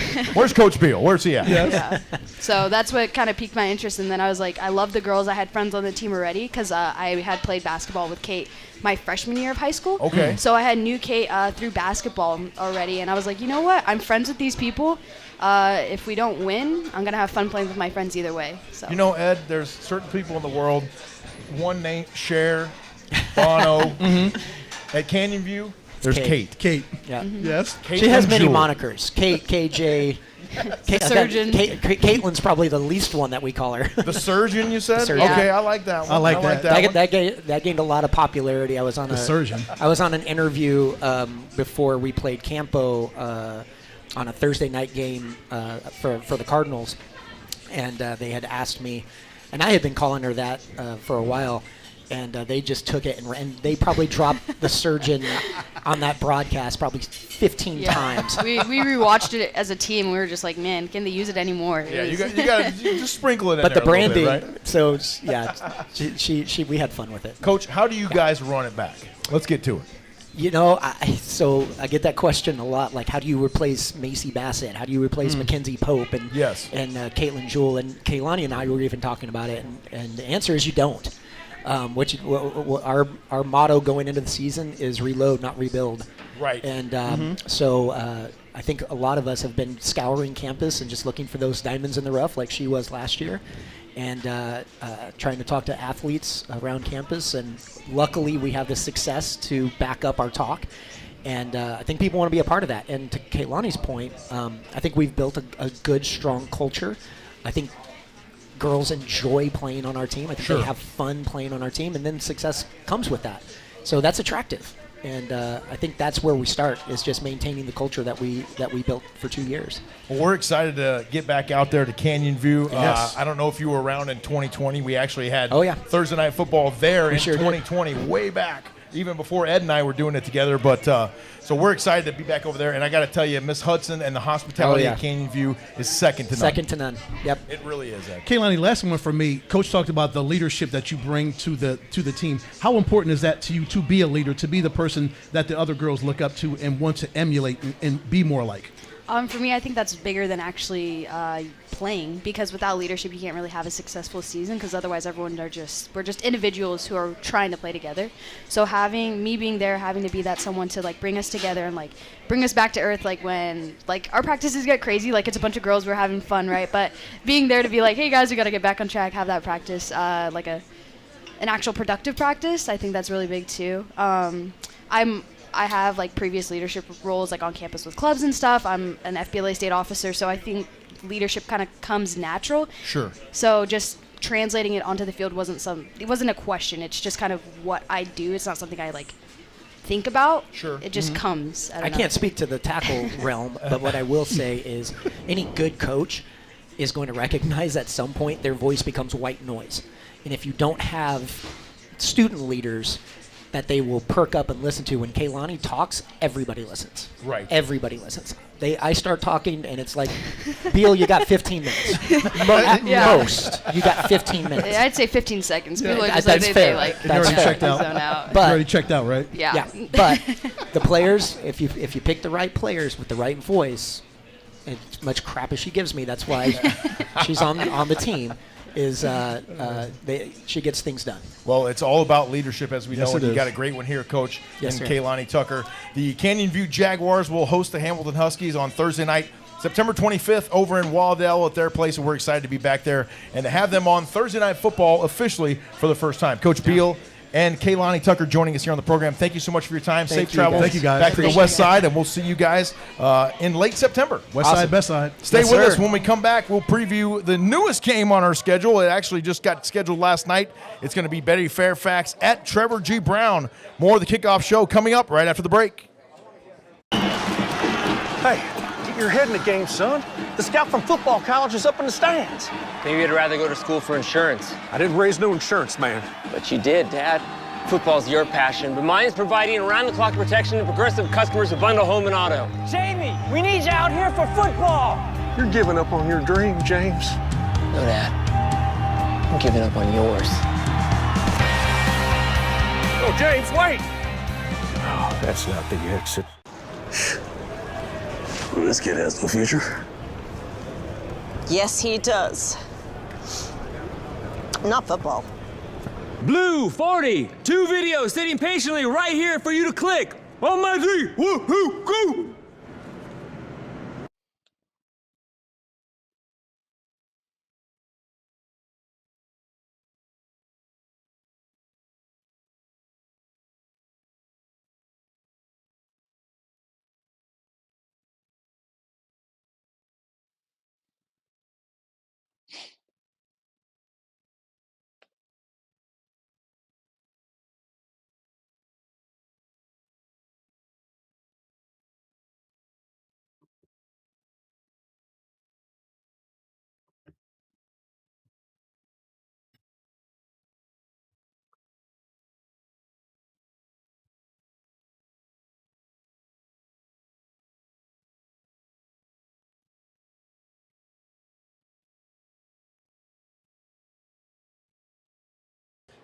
We welcome you back to Burrito Express in Tempe. Special shout out to Burrito Express owner, Mr. Angel Morin, joining us here on the program. Angel, thank you so much for your continued support. You have really helped us out tremendously with Thursday Night Football over the past couple seasons, and it's great to see you doing great things with Burrito Express and growing by leaps and bounds, man. Yeah, we're trying to make it happen. We really enjoy the community. You know, we're ingrained in the community. We know how important that is to our success. And these athletes like to eat. They do. They do. As you saw this morning. I heard you say one of them had 2 burritos already, so I believe that. Like I said, we appreciate you guys, and we get a kick out of doing this. We know that children are our future, right? Yeah, and you know what? You're not only doing it in high school ball. You got Cam Scadaboo involved last season at the college ranks. He's now an NFL athlete. You're doing stuff now for baseball. I mean, it's just fantastic. Yeah, we have a good time doing all that, man. We like all sports. We like working with the girls. We like working with the guys. We do stuff with softball players. We do anyone that wants to work with us. We're happy to work with them. Cam was a great success. We got some great guys next year. We're working with Alfred next year and Mateo, the tight end for ASU. Okay, nice. CJ Fight and Sip is going to take over for Scat. It's going to be amazing. I want to put a real plug in about my new locations opening up. We got Please do, yes. Opening up inside Circle K's. We really need the support of these high school, these athletes. We got one right across the street from Basha. Okay. Right across the street from Castile, and right across the street from Campo. And we expect to have another 5 to 8 of these by the end of the year, and then we're going to blow it up from there. Basha, Castile, and Campo, literally right across the street. Right across the street. You can go grab a burrito. What time do they open over there? Burritos are available at 6, and 6 a.m. we're done at 3. It's a little different than our typical brick and mortars, but it's the same fresh food. Come in, you grab your burrito, and you dip, and But you're it's good to nice go. and early, and the kids can get in there before school. Grab exactly. a burrito and head to Yep. class. Yep. I love it. Yep. Angel, what are some of the specialties on the menu? Everything's great, but just kind of highlight a few of them that Yeah. people, for those that have not been to Burrito Express. Well, our best burritos are out there available at the Circle K's as well. Our breakfast supremes got eggs, bacon, ham, potatoes, and cheese. And our steak and eggs, egg, potato, tomato, and onion. And then if you're dying for lunch, you can never go wrong with the old school bean and cheese or the steak, potato, and cheese. They'll knock your socks off. Final question, Angel. Why support things like this? Why did you say yes when I first contacted you a few years ago? Yes, come over. We want to be involved with this. We want to help you guys. We want to do this. It's for the kids. It's for their betterment. Why? Well, like I said, I believe exactly what I said. We are ingrained in the community, and we know that there's a direct correlation between our relationship with the community and our success. You know what I mean? It's my community and my employees. I don't work in the restaurants anymore, so I can't do anything. It's up to my employees to satisfy our community, and our community to get behind small businesses and see that we care about y'all, and we give it back all the time. I'm giving away Diamondbacks tickets every weekend. I'm giving away you are. Suns tickets every week, and that's just kind of the stuff we like to do. And we like people that appreciate that, and by coming in and patroning our restaurants, it's working out. And you got some sort of golf giveaway going on now too. Yeah, so make sure you get on the Burrito Express Twitter there. Jump on our social media, our Twitter at Burrito Express, and our IG. It's for the major coming up, the U.S. Open. $750 to the winner. Whoever picks the winners. It's a pretty simple deal. Nice. $750. I like it. That's a good chunk of change right there. Yep. Angel Marin, owner of Burrito Express. Thank you to you and your brother for your continued support. Absolutely, we certainly man. appreciate you guys. I know you got to run. We appreciate you guys. We'll see you again very soon. All right. Much love. Yes, sir. Stay with us. We'll be back, and we'll keep going on the schedule show here, the kickoff show for the 2025 season. Stay with us right back after the break. Thank you, Angel. Appreciate you. I will. Procom offers the most powerful, most reliable headsets. You're all right. Paired with our state-of-the-art coach-to-player communication tools, your team is sure to dominate. It's time to communicate like a pro. Visit us at procomheadsets.com.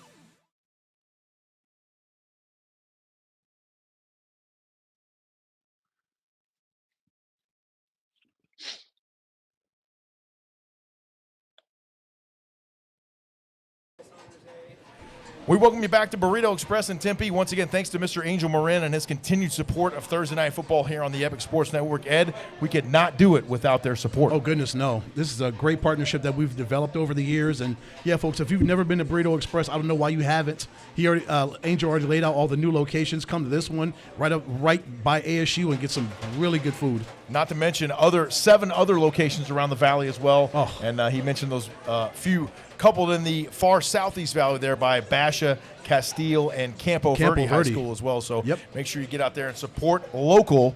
And Burrito Express started it all right here in Tempe, Arizona.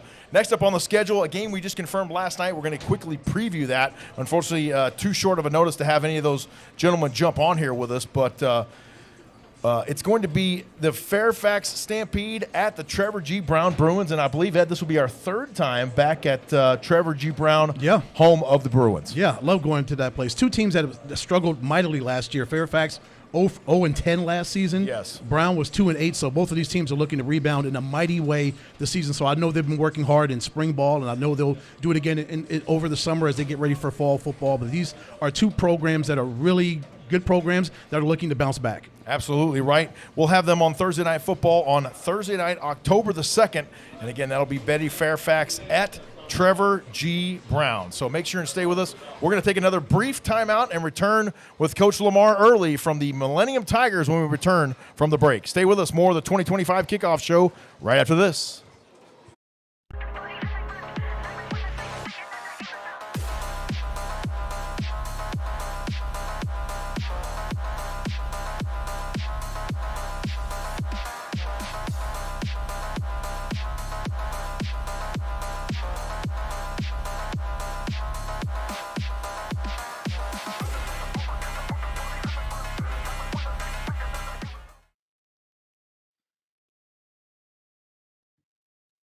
Communication is everything. Procom offers the most powerful, most reliable headsets on the market. Paired with our state-of-the-art coach-to-player communication tools, your team is sure to dominate. It's time to communicate like a pro. Visit us at procomheadsets.com. We welcome you back to Burrito Express in Tempe. It's the 2025 Thursday Night Kickoff Show here on the Epic Sports Network. We've now got the Millennium Tigers who are going to join us for the first time on Thursday Night Football this season. Coach Lamar Early. Coach, thank you for joining us here. Appreciate you making the trip out from the far West Valley. Tell us about spring ball briefly, and then tell us about this young man you brought with you today. Well, first of all, thank you guys for having us. Yes, sir. Let's start with the young gentleman over there. That's Zach Phillips. He's a senior for us. He's the heart and soul of our offensive line. We've been in the program for 4 years. Moving to the spring, we're excited this spring. We have a lot of guys out. We got from our last season, just a lot of improvement. Bigger, faster, stronger right now, and every day we're getting better. And we've been pleased so far, especially in the weight room. Coach, I know you're trying to bounce back from a 3-7 season. Wasn't the season that you wanted last season, but what are some things that you've been highlighting in spring ball as you're getting ready for another fall season? Our biggest thing is just getting back to what we do. Last year was the first year that we hadn't made the playoffs since I've been at Millennium, and that was a big gut punch. But we also knew when you graduate back-to-back classes over 30 seniors, that's bound to happen. But again, no excuses. But the kids they know what we're up against, and I mean they're up for the challenge. Coach, tell us about this young man and what he means to the offensive line, and even furthermore, what the offensive line means to the Millennium Tigers. Well, this year we're going to hang our hat on them. Okay. And with him being a senior, like I said, being here 4 years, he's the heart and soul. I mean, everybody goes to him. We have a couple young guys on there, but Zach's put in the work, and then he's led, and those guys have followed. Zach, what does it mean to be a leader and have these guys follow you? You've been, as you mentioned, all 4 years Coach has been in the program? Yes, sir. Wow. Being all 4 years and you grow and develop over the 4 years and the program just grow, what does all that mean to you? I mean, it's all great. I love all our guys very much. We're very close. We go out to dinners and hang out on our own. The O-line as a whole is just really, really close. Like what it means to me, I'm honestly proud, like of all the growth that they've had, and if I'm doing anything to support that, then that makes me happy. So, Zach, we hear all of the time about skill positions, skill players, and all that on a football team, but when it comes down to it, the smartest guys on the football team are the guys that play up front on the offensive line. How much pride do you take in that? I take a lot of pride. Like I know we don't always get the attention, but we don't need that. Like, we're the most important. I like to say we're the most important part of the team. You are. We are. We're the reason the ball gets snapped. We're the reason the ball gets moved. We're the most important part. There's no argument there, right, Coach? Yeah. Coach is like, yeah. Speak the truth. Carry on. Get no argument from me. Zach, what does it mean for you to blow a defensive lineman off the blocks? Look at him line up. I love it. A guy's trying to come at your quarterback or your running back, and you're just get off. I love it. Obviously, yeah, we want to protect those guys. We love them. We're very close with them as well. I love hitting people. Like it's really fun. I want our O-line to get to that point. Especially, I think they're really close to that. Mm-hmm. I think we just need to get them to where they love it. Like there's they're like deep passion for hitting people, and that's good. Coach, as you know, there's three different types of football players: kids that love contact, Yep. kids that just like it, and then kids that run the other way from it. Exactly. And he used that one, the first one. Coach, is physicality going to be one of the keys to success this season for the Tigers? Definitely. And we've been preaching that physicality and competition.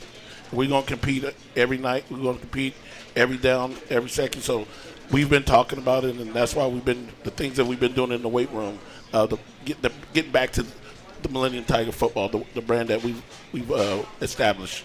Coach, what do you know about the Tolleson Wolverines and what they bring to the table? Coach Welbrock over there, obviously been in the game a long time, as have you, but what kind of challenges do they pose to your football team? Well, first, they're well coached. I know that. They have athletes. I think it was my first year. That's the last time we played them. But, just keeping up with them because a good friend, Coach Welbrock, he has guys all over the field. So we know that they're going to be coached well. We know they're going to be tough. And like I said, it's going to be our first time in a long time playing Tolleson, but it'll be actually my first time playing against him. So it'll be fun. Oh. Zach, we know how football is a team game, but we can make it a personal thing. What are some personal goals that you're setting for this season? Personal, obviously I want to have as many pancakes as I can. Hopefully 50 more 50 or more. Pancakes? 50 or more, 50? yes. Whoa. That's the goal I'm setting for myself. Can you get 50, Coach? Yeah. Wow. We're going to do that this season. Okay. Obviously I want my O-line, but personal, 50 pancakes, 50 plus, and then also a championship. A championship. Zach, how do you push that defensive line to be better as they work against your offensive line every day? Because you guys, that's the competition that you have more often than not throughout a football season is your own teammates. And how do you guys push each other to get better every single day? Yeah, so we love talking trash during practices. All right. Us and D-line. It's fun competition, obviously. We got to get out there to practice that. Oh, yeah. That's good. Fun competition is always good. And then also just being physical out there and make sure, like, they get what's going on. They get the best practice for an in-game scenario. I love it. Absolutely great stuff. We'll have the Millennium Tigers on Thursday Night Football this season for the first time as they battle the Tolleson Wolverines on Thursday, October 9th. Gentlemen, thank you so much for taking the trip out here, and we look forward to seeing you guys again in the fall. Thank you guys. Thank you so much. Absolutely. Stay with us. More to come. We'll visit with the Tolleson Wolverines when we return from the break. Hey, get your head in the game, son. The scout from football college is up in the stands. Maybe you'd rather go to school for insurance. I didn't raise no insurance, man. But you did, Dad. Football's your passion, but mine's providing around-the-clock protection to progressive customers who bundle home and auto. Jamie, we need you out here for football. You're giving up on your dream, James. No, Dad. I'm giving up on yours. Oh, James, wait! Oh, that's not the exit. Well, this kid has no future. Yes, he does. Not football. Blue 40, 2 videos sitting patiently right here for you to click. On my 3, 1, 2, go!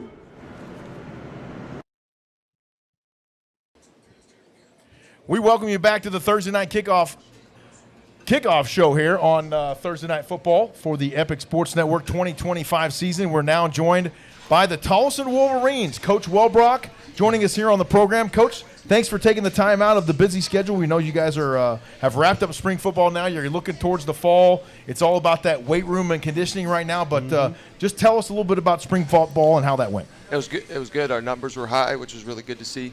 We had close to 90 kids out for spring ball, almost 100, which was huge. Really nice numbers for us, and had a lot of guys returning, which was nice. So we had kind of a quick senior night last year. We kind of have a bunch of dudes coming back, which is nice. So we got a lot of the same faces and able to implement the same stuff we've been working on for over a year and kind of get the ball rolling right away. Coach, what does it mean to have that dedication of these young men, 90 to 100 young men come out and want to say, let's run this thing back? That's awesome. It really shows that they're bought into what Coach Welbrock is and the staff is trying to get us to do. They're really wanting to be a part of this, and that's awesome. And you can't ask for anything more than showing up on time every day, and you get the same faces every day, and it's really easy to implement your offense and your defense when you get to see the same faces and get to keep building on it as time goes on and as each day passes. Tell us about this young athlete you brought here with us today. So Quentin Gavin's going to be a junior. He's a receiver for us. Was one of our returners. He's really been kind of buying into the culture that we're trying to build at Tolleson. He's he bought into track this offseason, bought into the weight room this offseason.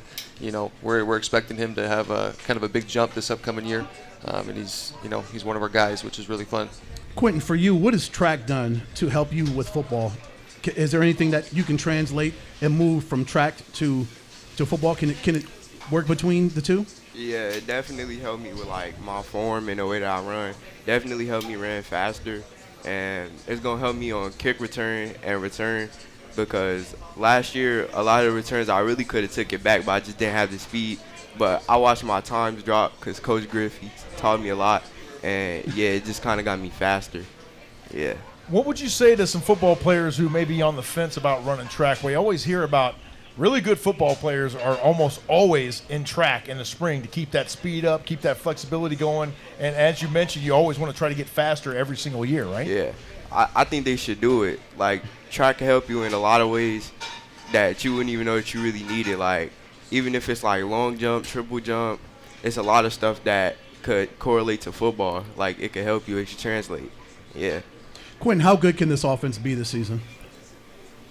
Crazy. Like, our linemen, we got, like, a lot of linemen. They're getting bigger in the weight room every day. The whole offense is in the weight room. The whole team, really. Everybody's in the weight room. Everybody's getting bigger and stronger and faster. Everybody getting better. Yeah.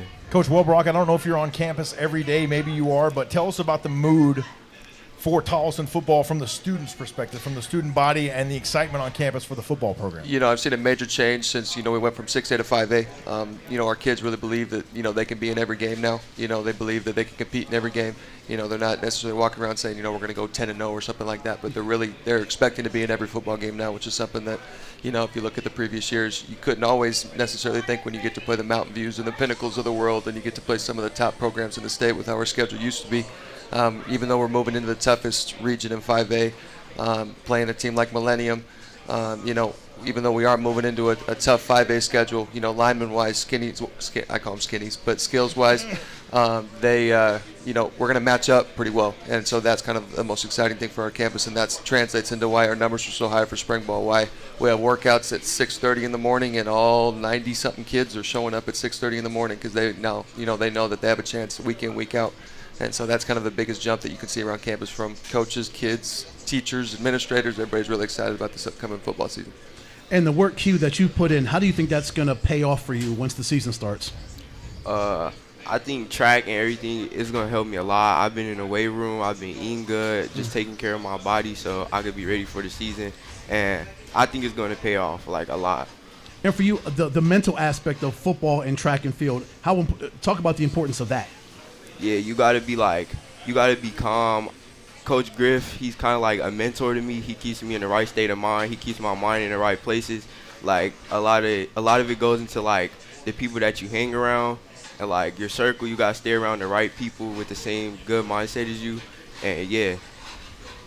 That's one of the crucial things we used to always tell the kids when I was coaching is, hey, whatever you're doing, you make sure you know who's around you, like who you're hanging out with and what they're up to. And if it's a bad situation, you got to get yourself out of there. Yes, sir. Like immediately, if not sooner. Like, yes, sir. You got to always be aware of that type of thing.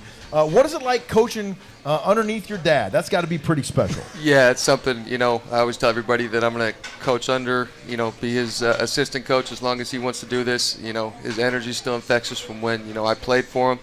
And so it's one of those where it's for me, it's what gets me up every morning, is trying to help him win football games and win as many as he can for however much longer he wants to do this. Coach, I would imagine all the work you're putting in now if it culminates in a championship at the end of the season, it'll all be good, right? Yeah, we're really focused on the River Rock first game, trying to get that River Rock back.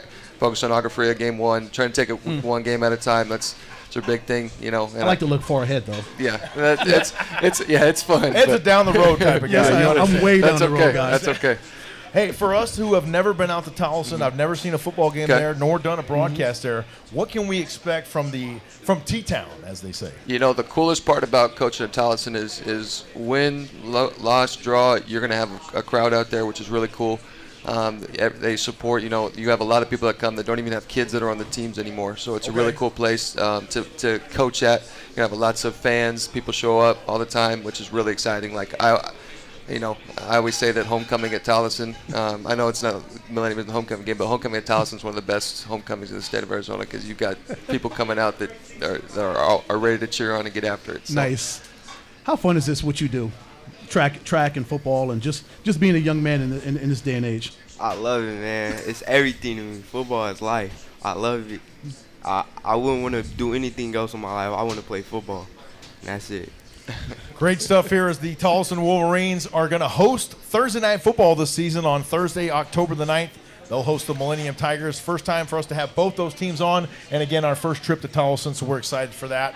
And we're excited for that environment over there in T-Town. Thank you guys for coming on. Thank you guys. Thanks for having us. We appreciate your time and look forward to seeing you again in October. Thank you, Coach Welbrock, as well, for coming out.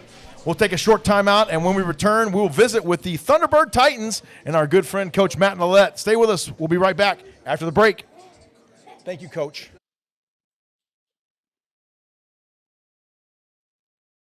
Communication is everything. Procom offers the most powerful, most reliable headsets on the market. Paired with our state-of-the-art coach-to-player communication tools, your team is sure to dominate. It's time to communicate like a pro. Visit us at procomheadsets.com.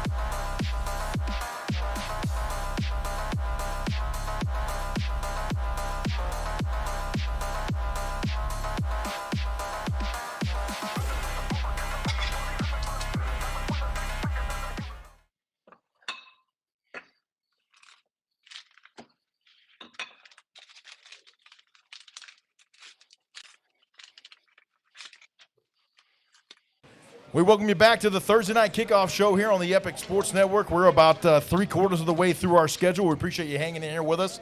Up next, a familiar face here on Thursday Night Football. It's Coach Matt Nollette and his Thunderbird Titans. Coach, thank you so much for taking the time. Just give us a rundown of spring football and what we can expect to see from the Titans again this year. Yeah, we're back at it. Just got done with spring ball, and now we're into our summer program. Got a 7-on-7 tournament tonight, actually, our first tournament. Oh, wow. And, kids are working hard. We had our first week in the weight room, summer workouts. Kids are hungry, fired up, and ready to go for another run at it. Coach, this young man to our right, introduce him and tell us about this young man, this talented football player right here. Yes, this is Darryl Little. He's only going to be a sophomore. He started every game as a freshman for us. He's the first freshman I've ever had that started on varsity for us. Really? Yeah. And not only that, he was the first team All-4A selection at wide receiver. That's right. So he brings a lot back. Obviously, you can see on the highlights here, he can make some plays. Put it up in his area, he's going to come down with it. And, we're just scratching the surface of what he's going to end up being able to achieve here at Thunderbird. You see he's only a freshman, but he has a commitment to improve every single day. So he keeps getting better, over these next 3 years. You're going to hear a lot about Darryl Little. Has anyone happened to ask the Little family what's in the water pipes there? Where they just keep turning out these amazing athletes? Well, yeah. I think part of it is their competitive nature. Yes. They're all extremely competitive. They are. And so in Darryl's case, he was competing with, some of his family members at a young age who are older than him, they wouldn't give him an inch. He'd have to earn everything. Mm-hmm. And I think That's right. the result is, iron sharpens iron. Darryl, how many battles did you have with Elijah, with your cousin over the years? We had so much battles, man. It was just a lot. Going back and forth with him was just making me get better, so it was nice going back and forth with him. Almost 600 yards receiving, 5 touchdowns last season in your freshman year. As Coach mentioned, was it everything you thought it was in your freshman year to be at varsity and play for such a storied franchise as the Titans? Yeah, it was just crazy playing with my cousins and stuff. So, and all my teammates. Thank you to my quarterback Andrew. So, it was just great playing with him, and everything we worked on just related to the season and just kept going. Darryl, you're still really learning the game, Coach, as a sophomore, wouldn't you say? What's the ceiling for this guy? The sky's the limit. He's, and you do say, yeah, he's a sophomore. He doesn't seem like that. If you came to one of our practices and watched him, he's one of the leaders. He's assuming a leadership role right now. Mm-hmm. Even just his second year, he's one of our most experienced players coming back. And, so he's taking a leadership role, and he's much more mature than, a typical sophomore. I was just going to ask you about your nerves. Were you nervous at all during the season? Freshman going into varsity, all the pressure that comes with that. Obviously, your cousin is who he is and who he was. Or you just kind of rested on your talents and your football skills? Like the first game I was nervous. Every game I'm going to be nervous. But when I hear that whistle, it's just different. So I just click, and all the nervousness just go away. So that'd be good. And you just do what you do. Yes, sir. Darryl, ever since Coach Nollette has taken over the Thunderbird program, it's done nothing but climb. Yes, sir. You guys were right there about to kick the door down last season. Almost. What's it been like to play for this guy and also the rest of your staff there as well? I believe you have family members on the coaching staff as well, right? Yeah, I got my dad on the coaching staff. Yes. But being next to Coach Nollette, it's just great. He always pushing me to my limits, telling me what to do better or how to get better. Thank you to my receiver coach, DB coach, Coach Camps. He always helping me with my footwork, and they're just always there for me to help me to get better. So I really thank them. Coach Nollette, we got you guys for the first time. I think this is our 4th time to have the Thunderbird Titans on Thursday Night Football, if I'm not correct. First time on the road at Paradise Honors. What kind of challenges do the Panthers pose? I know they're going to be extremely well coached. Coach Seacock is taking over there. We, played him a few times back when he was at Yonker.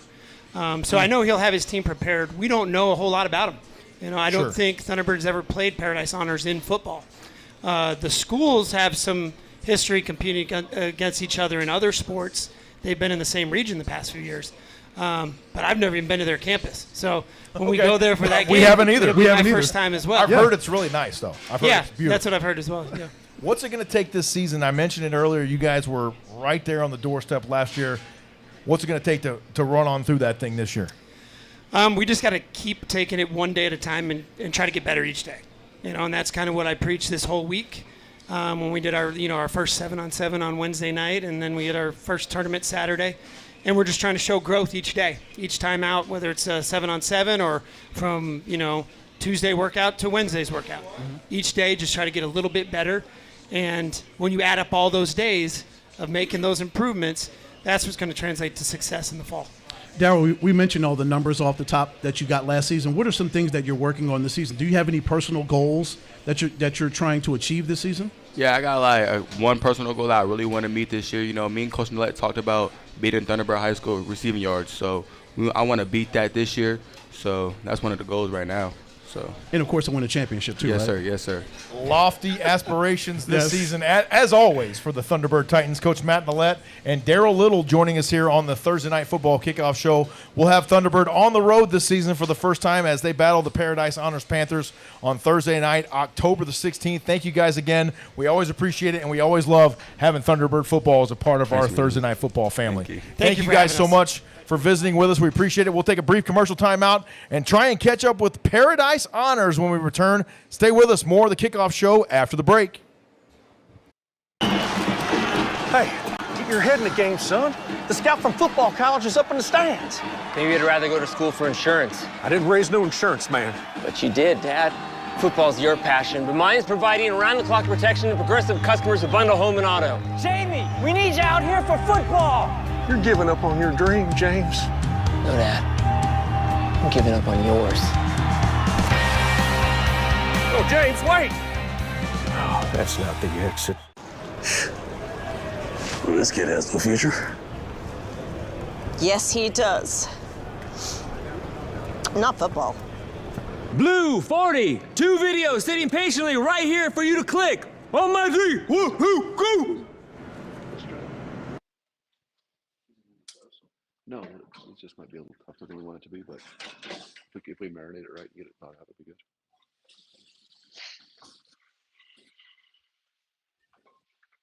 Okay, communication is everything. Procom offers the most powerful, most reliable headsets on the market. Paired with our state-of-the-art coach-to-player communication tools, your team is sure to dominate. It's time to communicate like a pro. Visit us at procomheadsets.com.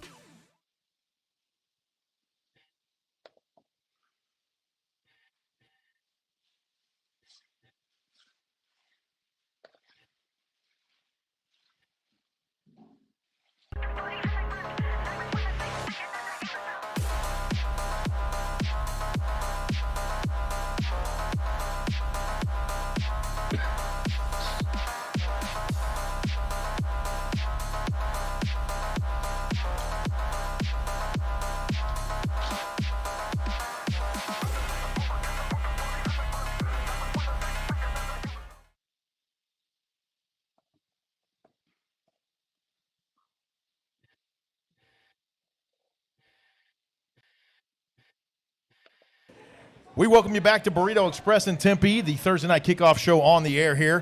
2025 season will start on Thursday, August 21st, out at Scottsdale Christian Academy for the Pima Rough Riders at the defending 2A state champion Scottsdale Christian Academy Eagles. We just got to visit with the Thunderbird Titans, Coach Matt Millette. We've had them on for a couple times, and we'll have our first trip out to Paradise Honors this fall, Ed, to check out the Panthers. I'm excited for that one. Me too. It's amazing that Coach has never been there. You and I have never been there, so this will be a new experience for all of us. But I cannot wait to get to Paradise Honors. That's going to be a great game in mid-October. Yes, it is. Out in Surprise, Arizona, they'll host the Thunderbird Titans, and we're super excited about that one. That'll be on Thursday night, October the 16th. And Paradise Honors hosting Thunderbird. Yeah, Paradise Honors 6-4 last season, 3-2 in the 3A Metro West. They got a little playoff run last season, lost to Push Ridge in the quarterfinals. So they're looking to get back there. They got that taste of the playoffs. They want to get back there and go even further than the quarterfinals. Absolutely right.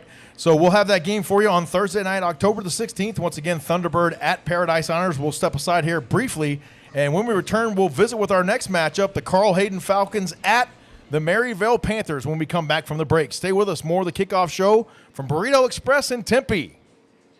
Hey, get your head in the game, son. The scout from football college is up in the stands. Maybe you'd rather go to school for insurance. I didn't raise no insurance, man. But you did, Dad. Football's your passion, but mine is providing around-the-clock protection to progressive customers of Bundle Home and Auto. Jamie, we need you out here for football. You're giving up on your dream, James. No, Dad. I'm giving up on yours. Oh, James, wait! Oh, that's not the exit. This kid has no future. Yes, he does. Not football. Blue 40, 2 videos sitting patiently right here for you to click. On my 3, 1, 2, go!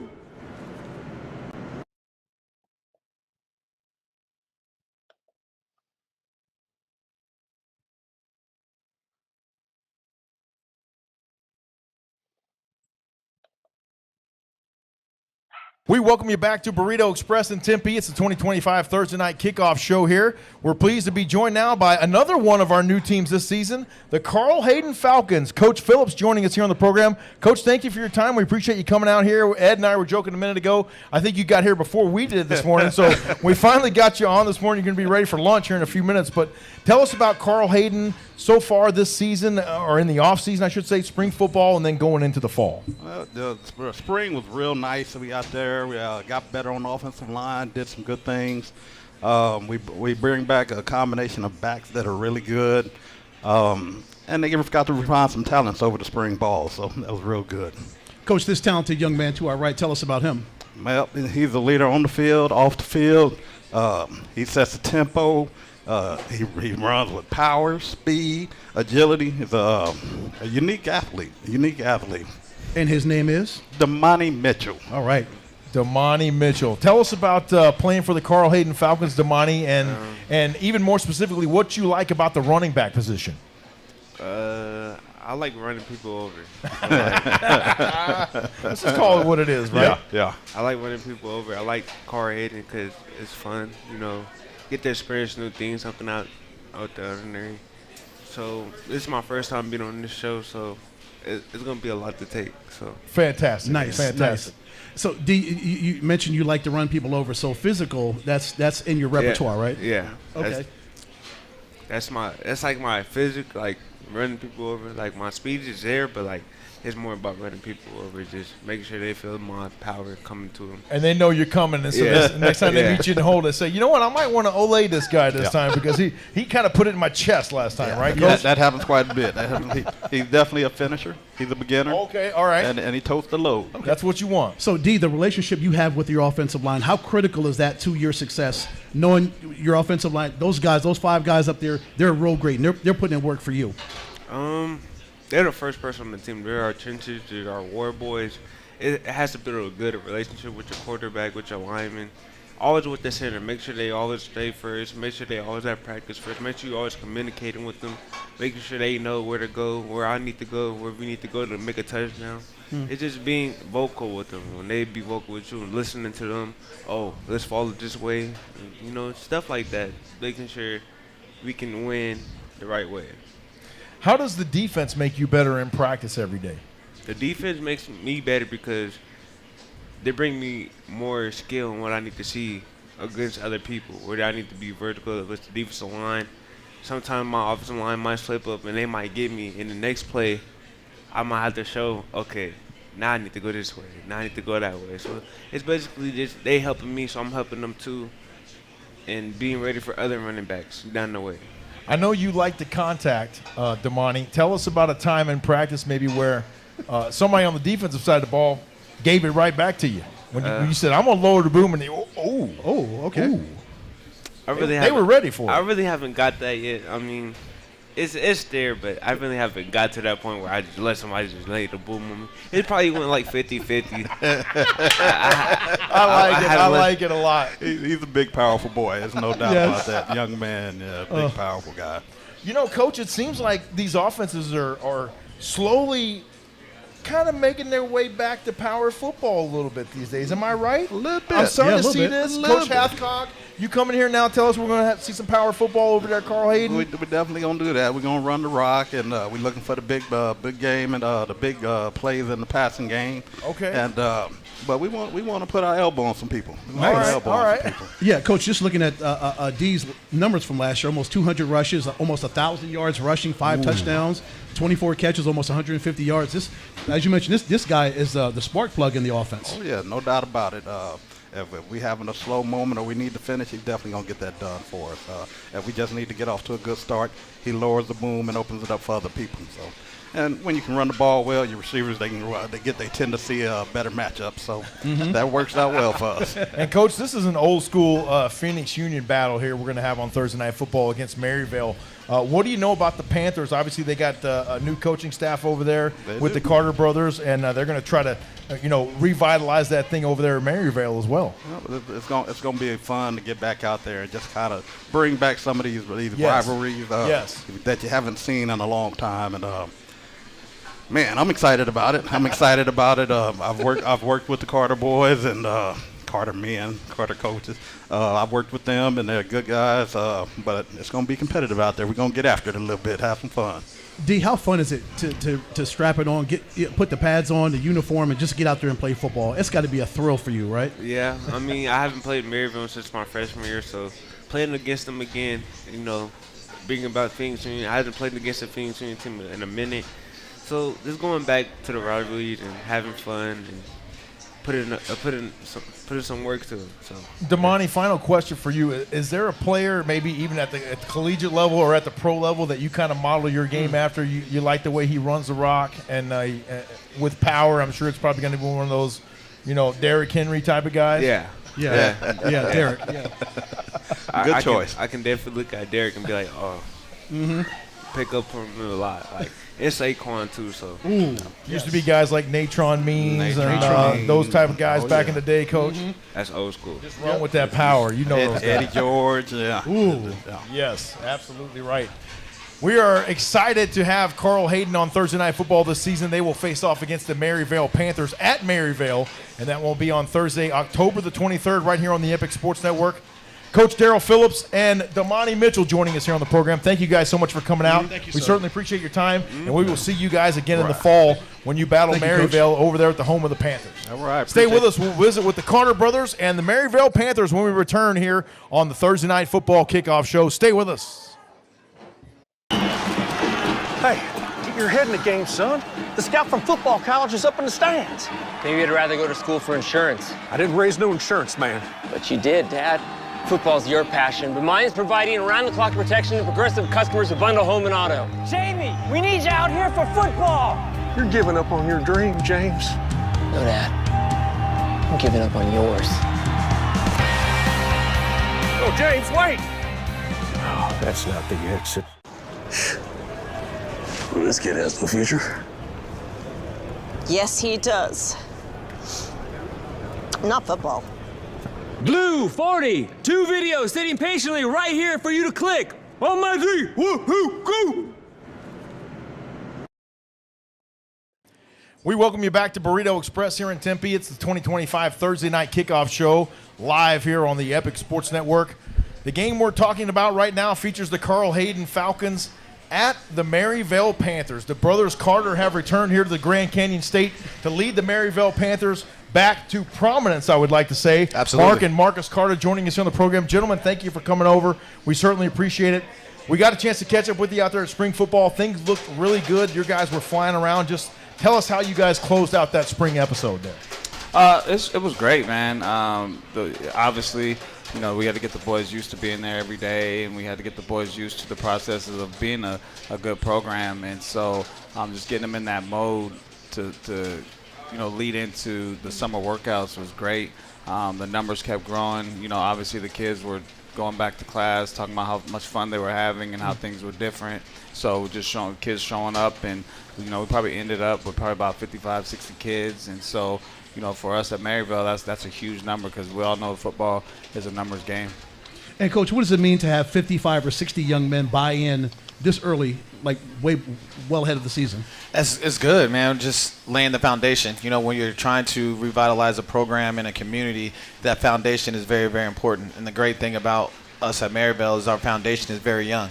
So we have an opportunity to lay the foundation and build on top of that with these young guys and, you know, put them through some adversity and stuff like that to show what it's like Mark said, what it's like to be a good program. Tell us about some of the names we're going to be hearing from the Maryvale Panthers this season, some guys that are really looking good in spring ball, and you got some promise coming up for the fall. Man, we're going to be young. We have a guy named Kevin Smith. His name, we call him Scatter. He's going to be our defensive end. He's going to be an incoming freshman, 6'3.5", probably 200 pounds. Incoming freshman. Yeah, what? and so we have another guy, another young man named Ricky Gulliford. He's an incoming freshman. Okay. He's about 5'10", probably about 180. Gay Mugina, he's another incoming freshman. Then we have Michael, our old lineman. We have Mikey Rivera, that's going to be a wide receiver.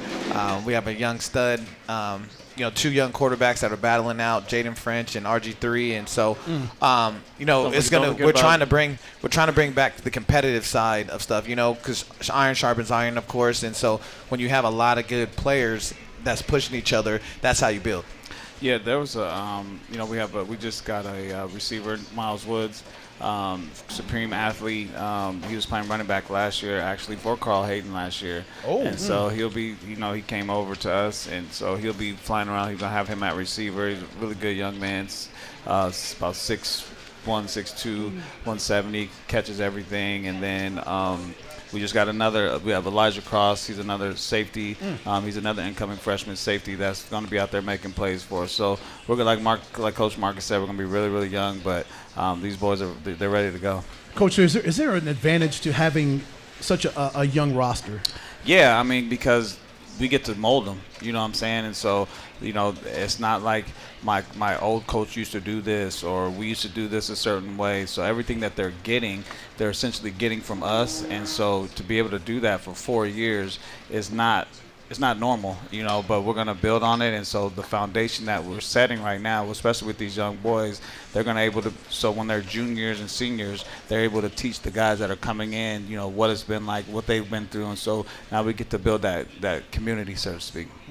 Marcus, what was the biggest thing that or maybe the first thing that you guys got to Maryvale and said, okay, we got to fix that. We got to get that. That's got to go away. Or if it's a negative attitude, or if it's constantly like living in the past of what's been going on in Maryvale before, and how we're never going to get out of this whole type of thing. What was the first thing you came in and said, okay, we're going to fix that first? I think the biggest thing was getting them to be confident and knowing and putting that confidence in them, knowing that he can go to class on time and do well in class. Right. The discipline part, if they see something happening on campus, to just walk away. Say good morning to people as they walk by. Just the little things and how to carry themselves as young men, right? We're building. That's our goal, is to build young men. And if we teach them only about how to run routes, catch, and tackle, then we're not doing our job. Especially in a place like Maryvale. And so that's what we're going to do. We're going to fix the mindset first. I think the mind is going to drive the body, right? And so we fix the mind and then let the body follow. Coach Phillips is still here. I don't know if he's kind of scouting out. He wants to listen in and kind of see what's going on. But, Coach, what do you see from this Carl Hayden football team, this program that Coach Phillips is running? Well, they're going to be coached really well. Coach Phillips, it's my OG. Like he said earlier, we worked together at South. He was at South before we came to South, and so the players that we inherited when we came to South, were good young men. They worked really hard, and that's where we were able to make those strides. And so they came from him, you know what I mean? And so we know going into the Carl Hayden game that they're going to be coached really well. They're going to play really hard, and it's going to be a fun game, especially because as long as we've known Coach Phillips, we've never coached against each other, and so we've known one time when we were at Central. Okay. Yeah, one time we were at Central. And so it's going to be fun to strap it up and play against him. We get to play for 2 years, so maybe we get a rivalry or something going on. But yeah, it's going to be really fun. Coach, obviously you guys want to win the state championship. That's the goal of every team. On May the 31st, of any year, right? Yes, going sir. into the fall season. course. But if you're not able to capture that state championship, being at your first year in the program, what would you consider a successful season? And I'm not even talking about record-wise. Just what would you consider a successful season there at Maryville? I believe the numbers coming back. You know what I'm saying? And so retention is the number one thing in the game, Yes. right? And so how many young people and how many athletes that we gain and we retain, right? Because that's how you build. Right. And like Mark said, it's a numbers game. And so being able to see how many young men retain, I believe our another goal for us is our GPA. Okay. You know, they haven't really been, you know, let's say the top end scholars, right? That's just because they haven't been pushed, right? And so now let's look at the GPA, let's look at the retention, and all the negative stuff that goes on and the negative connotation that goes on with Maryville. Let's dead that too. So it's going to be the community, win the community, win the classroom, and then win the retention. It's And crazy. the greatest thing about that is, sorry to interrupt, Oh, no, I'm but sorry. all those things are fixable. Yeah, right? yeah. And it's crazy he mentioned GPA because we forgot about our boy Tariq. He's a rising junior, and you know he's a really good football player, but he has a 3.7 GPA. You know what I'm saying? And so it's fun. It's a funny story. Hawaii came, and you know we introduced him to Hawaii, and the guy was asking about his grades because that's what colleges do, and he was just shook his head and was like, coach, my GPA slipping a little bit. And so I'm looking like, uh-oh. And then Hawaii's looking like, uh-oh. And he was like, so what's your GPA now? He's like, 3.7. And we were like, how dare you get a 3.7, bro? Like this is crazy. And so he's a really good, like I say, he's a really good young man. And so he's one of those kids too that are going to help us, because he's also a good wrestler, but he's also going to help those kids and say, hey, listen, I'm a wrestler, I'm a football player, but I also work my tail off in the classroom. And so when we have kids like that, I mean, it makes our jobs a lot easier. I was going to say, Coach, it's got to be rewarding and make your job easier to have these type of quality young men in your program that you can help.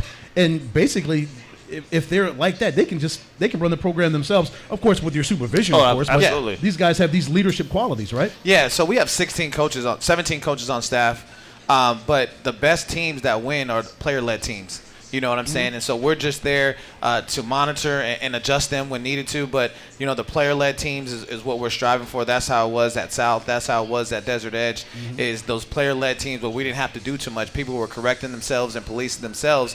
And then, that makes the job a lot easier for us as coaches. We got a chance to follow you guys' journey from South Mountain through Desert Edge. You went to Georgia for a season. Now you returned to the state of Arizona where you were sorely missed. Take us back to that moment where you guys realized, hey, we might be going back to AZ. It was a bittersweet because we loved Georgia. Sure. And we loved the school that we're at in Griffin. Had a lot of great kids. The competition obviously was really good out there. The traditions were really different out there. But at the end of the day, in this profession, it's about networking, right?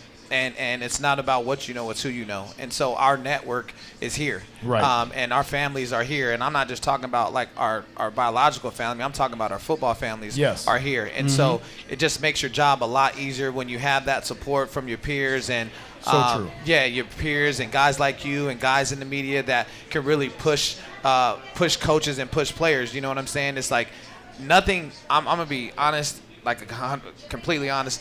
There's nothing like AZ Media anywhere else. We were in Georgia, and I would ask coaches around, like, who do I follow? Who do I talk to about seeing about other teams and other kids? And they were like, well, what? they don't really do that here. And it's like we never left Arizona because we still follow you guys. We still watch the telecast because you guys are three. But the way AZ Media does football here for young athletes for all the sports is just amazing. And so it just felt like home, and I talked to my wife, and she was conflicted because she liked it there. It was a different change for her, but we wanted to come back home, and we could always go back to Georgia when we're done with this. And so we wanted to come back out here, help a lot of young people, help some lives, help a community, and then if we got to go back, then we just got to go back. We appreciate you saying that about the media, and there's a lot of hardworking media in this state. There's been a lot of talk lately about some problems with it as far as like too many people being on the sideline and maybe people that are not really officially supposed to be there and so forth and so on. But there are a real lot of good people in the state doing great things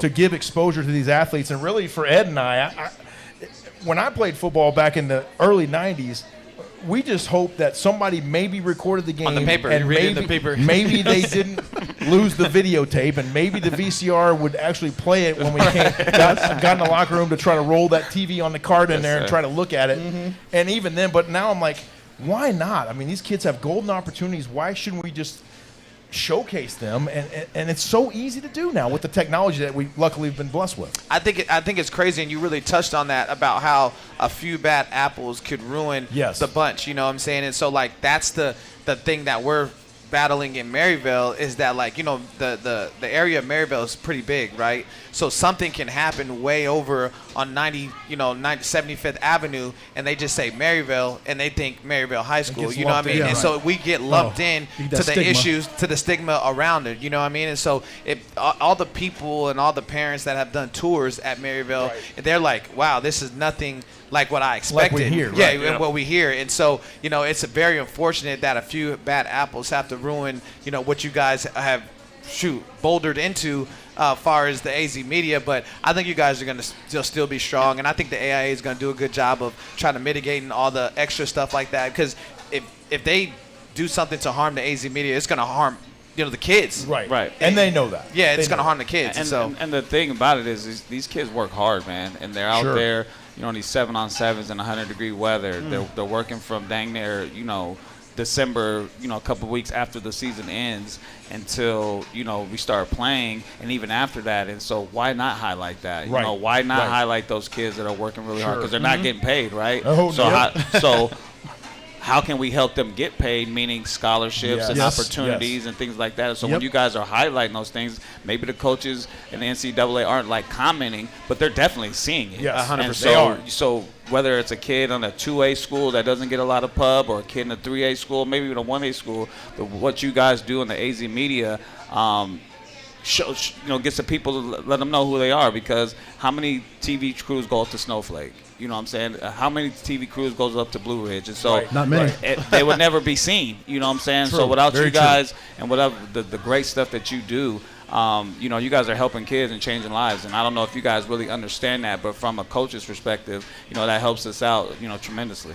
Well, we appreciate those kind of words, and we're kind of all in the same boat here. We're just trying to we're doing it for the kids. Yes, sir. This Thursday night football thing over the past few seasons for Ed and I has been nothing but a labor of love. We've gone up the mountain. We were at the mountaintop last year, got this thing on television. And now it might not be on television this year, but as we've told people, nothing changes for us because we're doing this to expose the kids and give them the love, and not only work on calling a game, which is fun to do too. We get to work on our craft, but it's showcasing them. And like I said earlier, it's something I wish I would have had when I was younger, because who knows where I might have gone. But you guys do regardless, a fantastic job, it's here now. Thank you. So you guys do a fantastic job. How many games is this for us? It's the third one you got. So you did. You did three of our games at Desert Edge for sure. Yes. And then you're going to do one here. So this will be number 4. This will be 4. Absolutely. Yeah. And we've tried. Remember, we tried hard to make this happen. Oh, I know. I know. I'm like, hey, I can't wait. Those are my guys. It's been years in the making. Yeah, so we just appreciate you guys, and we appreciate your support. And furthermore, we appreciate what you're doing for the kids here in Arizona. Nah, man, we appreciate y'all. Mark and Marcus Carter joining us here from the the Maryville Panthers. They'll host the Carl Hayden Falcons on Thursday night, October 23rd. Our first trip over there to Maryville for Thursday night football, and we are beyond excited. So thank you guys again for staying with us. Hanging in, guys. And safe trip back to the west side. Yes, sir. We'll take a brief commercial timeout and return and preview our final matchup, which is the Crosstown Showdown, as Bradshaw Mountain will visit the Prescott Badgers. Stay with us. We'll be right back after the break.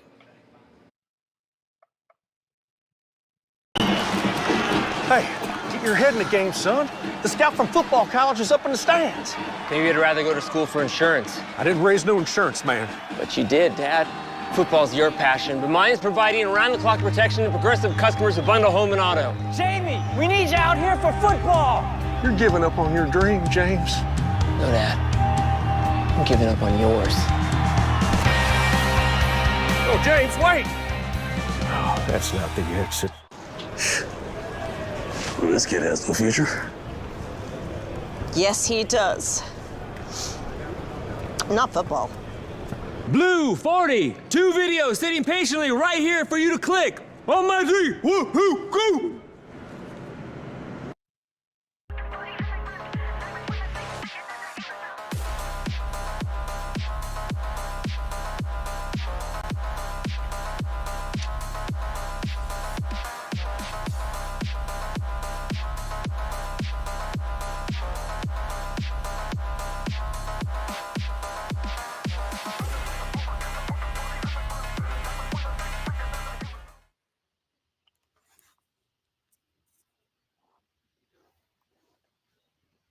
We welcome you back to Burrito Express here in Tempe. We're about to round out the Thursday night football kickoff show here from Burrito Express in Tempe.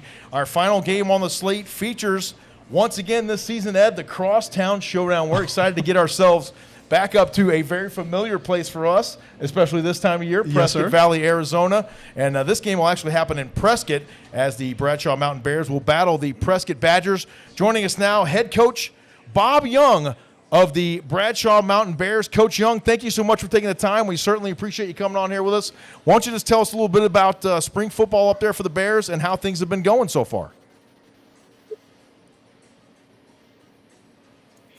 First off, can you hear me? Yes, sir. We got you loud and clear. Perfect.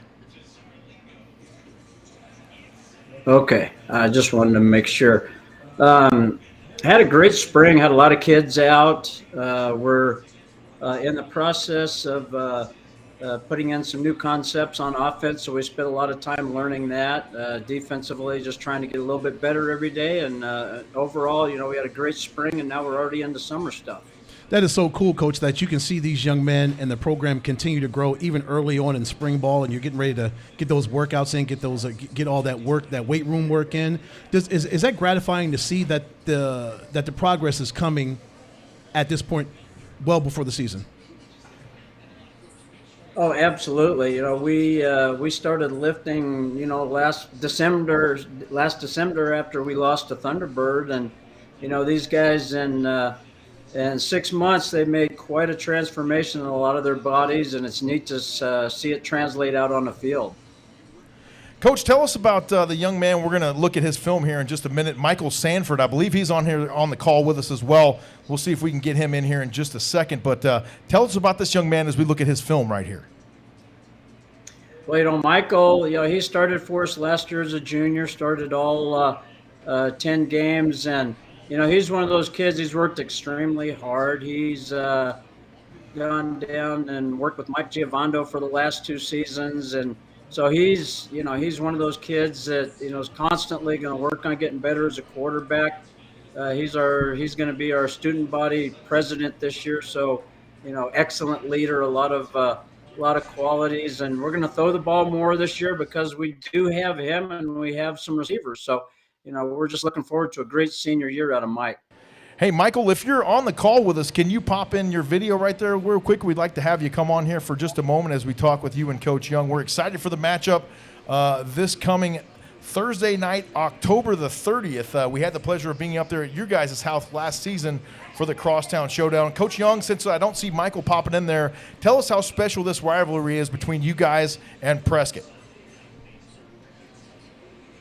Well, obviously, you know, it's anytime you have a small town situation where, you know, schools are 7 or 8 miles apart, it's a huge rivalry. And, you know, they're a lot older school than ours, so they've dominated, you know, I think since they started playing. I think, according to Matt Showalter, this is our 50th football season. So I don't know how many years we played Prescott, but you know, those early years they were dominant, and you know, we've been able to you know, come back and compete with these guys. But you know, these are kids that, you know, they've grown up playing little league against each other and youth football and, you know, youth basketball, so they know each other. You know, they hang out at the theater and stuff like that. So you know, it's just a great rivalry, and that, you know, once a year you get to play them in football, it's a big deal.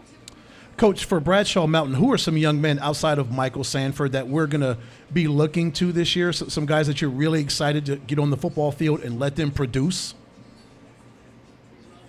Kylan Jackson, senior for us. He was first team all region as a running back. I think he's going to be our go-to guy most of the year. He's I think a potential Division I athlete. We just need to get some recognition for him. We've got 3 offensive linemen coming back: Kai Martinez, Jamison Garfield, Christian Lothian. And, as much as we run the ball, we pride ourselves on our offensive line. Defensively, we've got some strong safeties, defensive backs coming back that we really feel good about. So and overall, we've got over 20 seniors, and a lot of them are going to see a lot of playing time. Coach, we know there's been a big departure there for the Prescott Badgers in Uriah Tennant, one of the greatest athletes we've seen here in the Grand Canyon State in quite some time. How does that maybe give you a leg up on Prescott this season? We know it was a very close game at your place this past season, and we're looking forward to another outstanding crosstown showdown.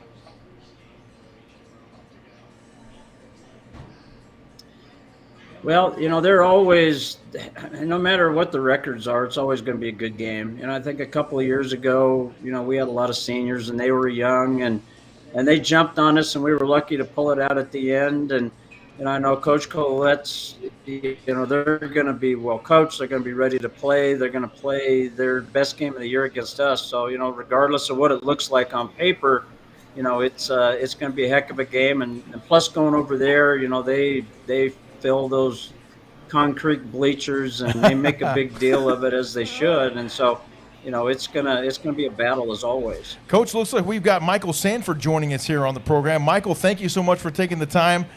Tell us what it's like to play up there for the Bradshaw Mountain Bears and how excited you are for what I just learned is the 50th season of Bradshaw Mountain Bears football. It's been great. I really enjoyed a lot.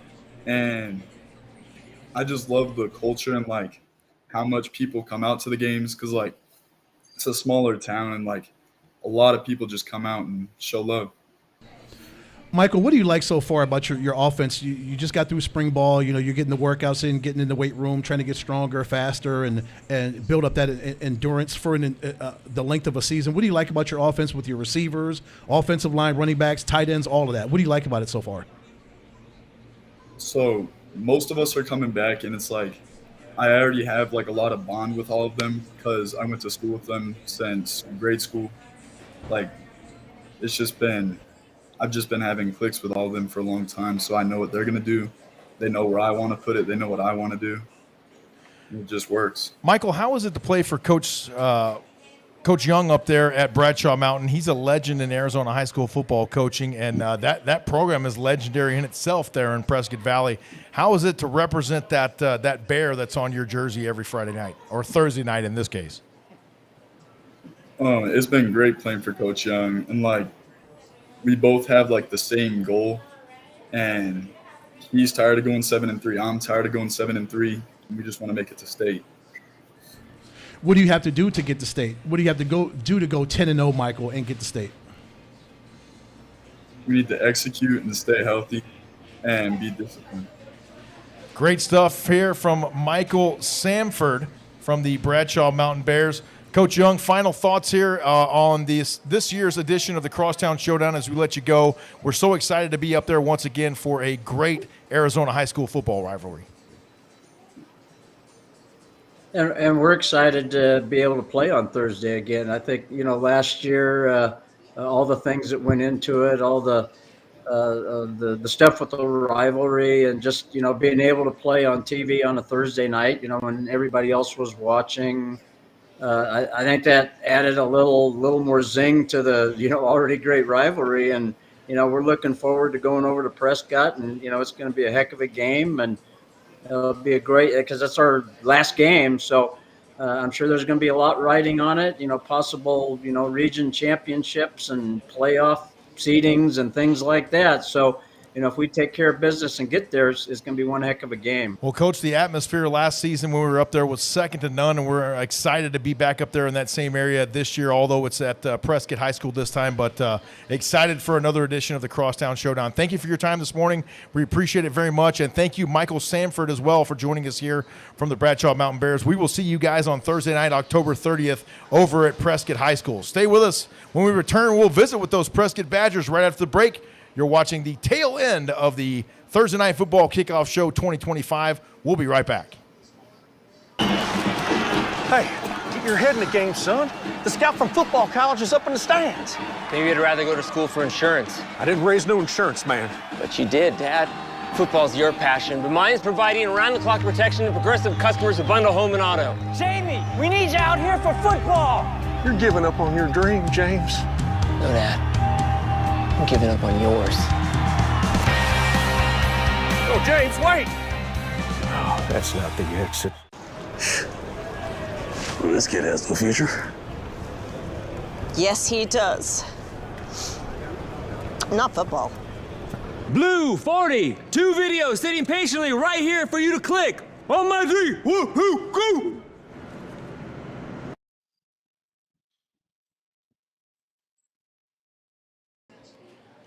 We welcome you back to Burrito Express here in Tempe, our final game preview here on the Thursday Night Football Kickoff Show for the 2025 season.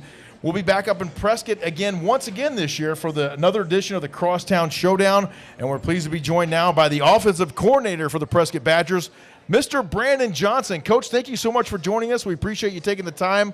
Just tell us a little bit about spring football up there in Prescott and how the things are looking there for the Badgers. Spring football was really good for us. We had a lot of good stuff. Had some seniors really step up, or incoming seniors really step up and lead the team the way we'd hoped they would. And, we got some kids that are really stepping up to the plate. We got a lot of seniors that are graduating, kids that graduated last year that were really impactful.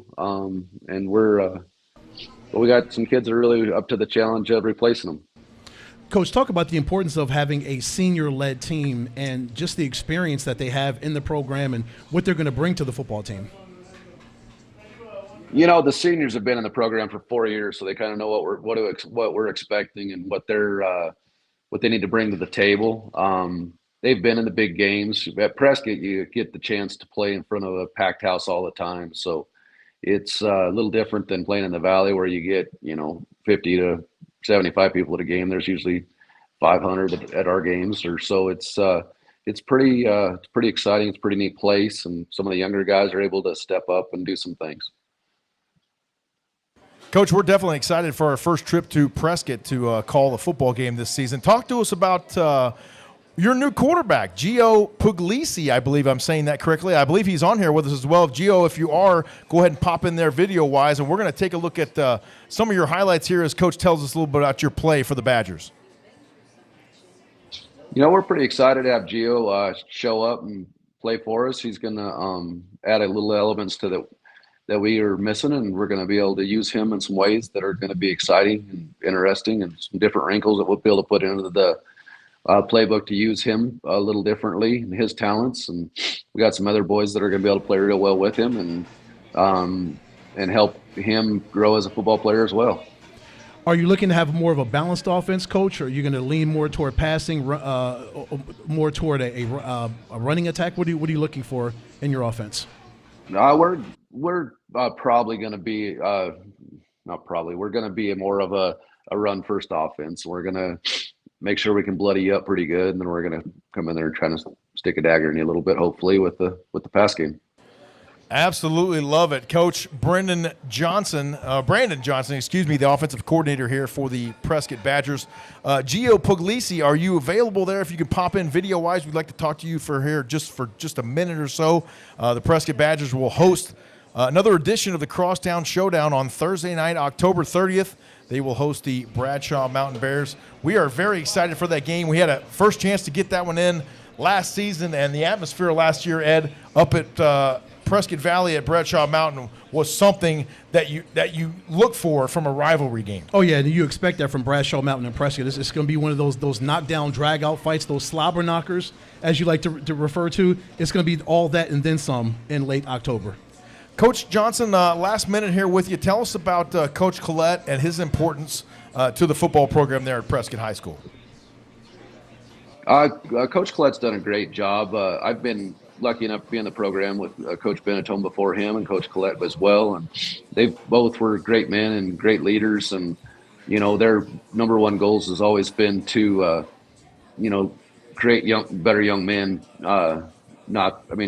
through football. So, we use football as a tool to make better men, and that's a great thing. And Coach Collette does a great job of, putting together an offensive line that's always competitive, with or without size. And it's pretty exciting to play for him. Coach for him. He's a really good man.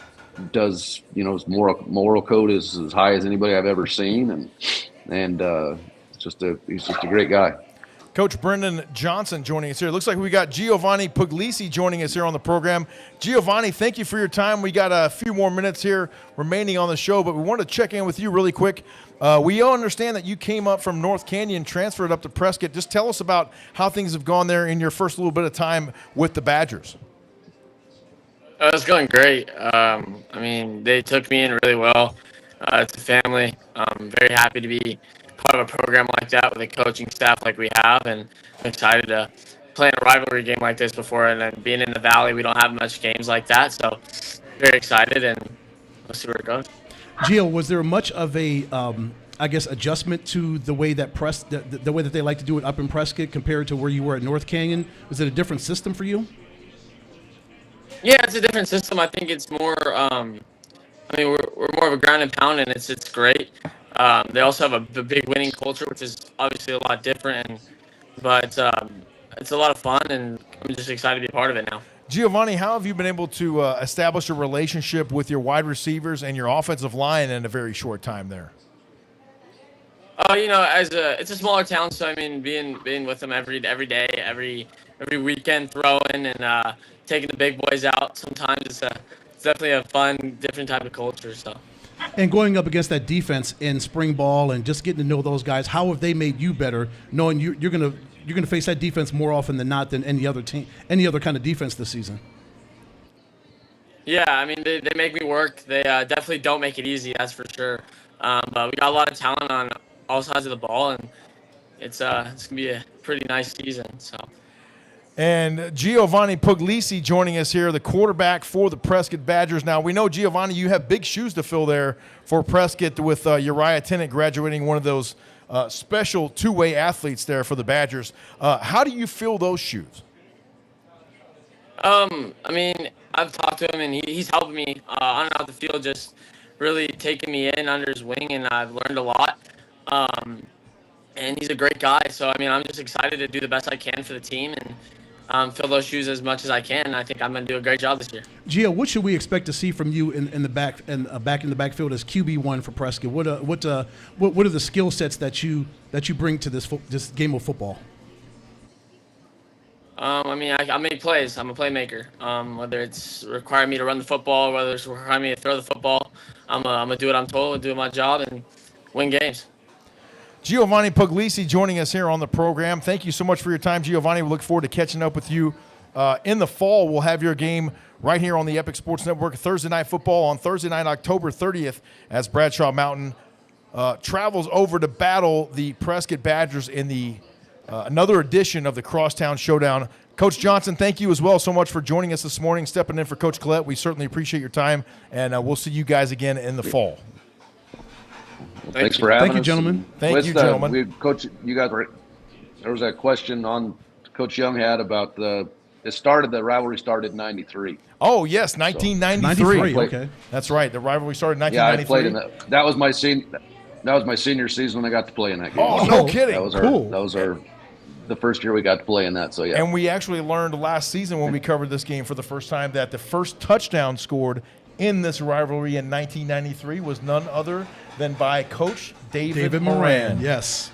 a fond member correct. of our Northern Arizona Wranglers family, as you well know, I'm sure. And that was really cool to learn that fact about this rivalry game. But we're looking forward to it once again this season, and it'll be at your place this time, Coach, so we're excited. And we'll see you guys again on Thursday night, October the 30th.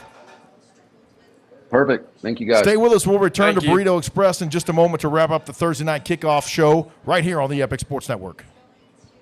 Hey, get your head in the game, son. The scout from football college is up in the stands. Maybe you'd rather go to school for insurance. I didn't raise no insurance, man. But you did, Dad. Football's your passion, but mine is providing around-the-clock protection to progressive customers of Bundle Home and Auto. Jamie, we need you out here for football. You're giving up on your dream, James. No, Dad. I'm giving up on yours. Oh, James, wait! Oh, that's not the exit. Well, this kid has no future. Yes, he does. Not football. Blue 40, 2 videos sitting patiently right here for you to click. On my 3, 1, 2, go!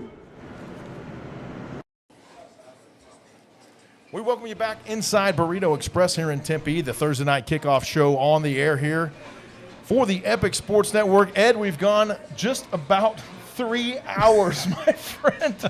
2 hours and 48 minutes as of right now. But I tell you what, a lot of great athletes and a lot of great coaches and a lot of great football we got to talk about here today at Burrito Express. Yeah, we have got a full schedule. And, folks, for all of you who stuck with us the entire 3 hours, we thank you. There's so many great coaches and young men, great athletes that we brought here, great young ladies as well for the girls' flag football for Hamilton and Canyon View. Yes. So we thank you for tuning in. But, yeah, we just had to highlight these young men and these young ladies for all that they do. And as talented as they are, they should get their flowers. They absolutely should. And we are blessed to be the ones to bring those flowers to them this season on the Epic Sports Network. So, once again, it'll be our fifth season of Thursday Night Football here on the Epic Sports Network. And once again, the fun starts on Thursday night, August 21st, out at Scottsdale Christian Academy, as the Eagles, defending state champions, will host the Pima Rough Riders as Arizona State University quarterback Trenton Bourget walks into the Burrito Express right as we get ready to close out the show. Of course. Thanks again to Mr. Angel Marin, all the fine folks here at Burrito Express, proud supporters of Thursday Night Football right here on the Epic Sports Network. And once again, we'll see you folks out at Scottsdale Christian Academy on Thursday night, August 21st, for the Pima Rough Riders and the SCA Eagles, defending back-to-back state champions. From our broadcast partner, Mr. Ed Cole, I'm James Poovey saying so long. Have a great rest of your weekend, and we will talk to you again soon. Take care.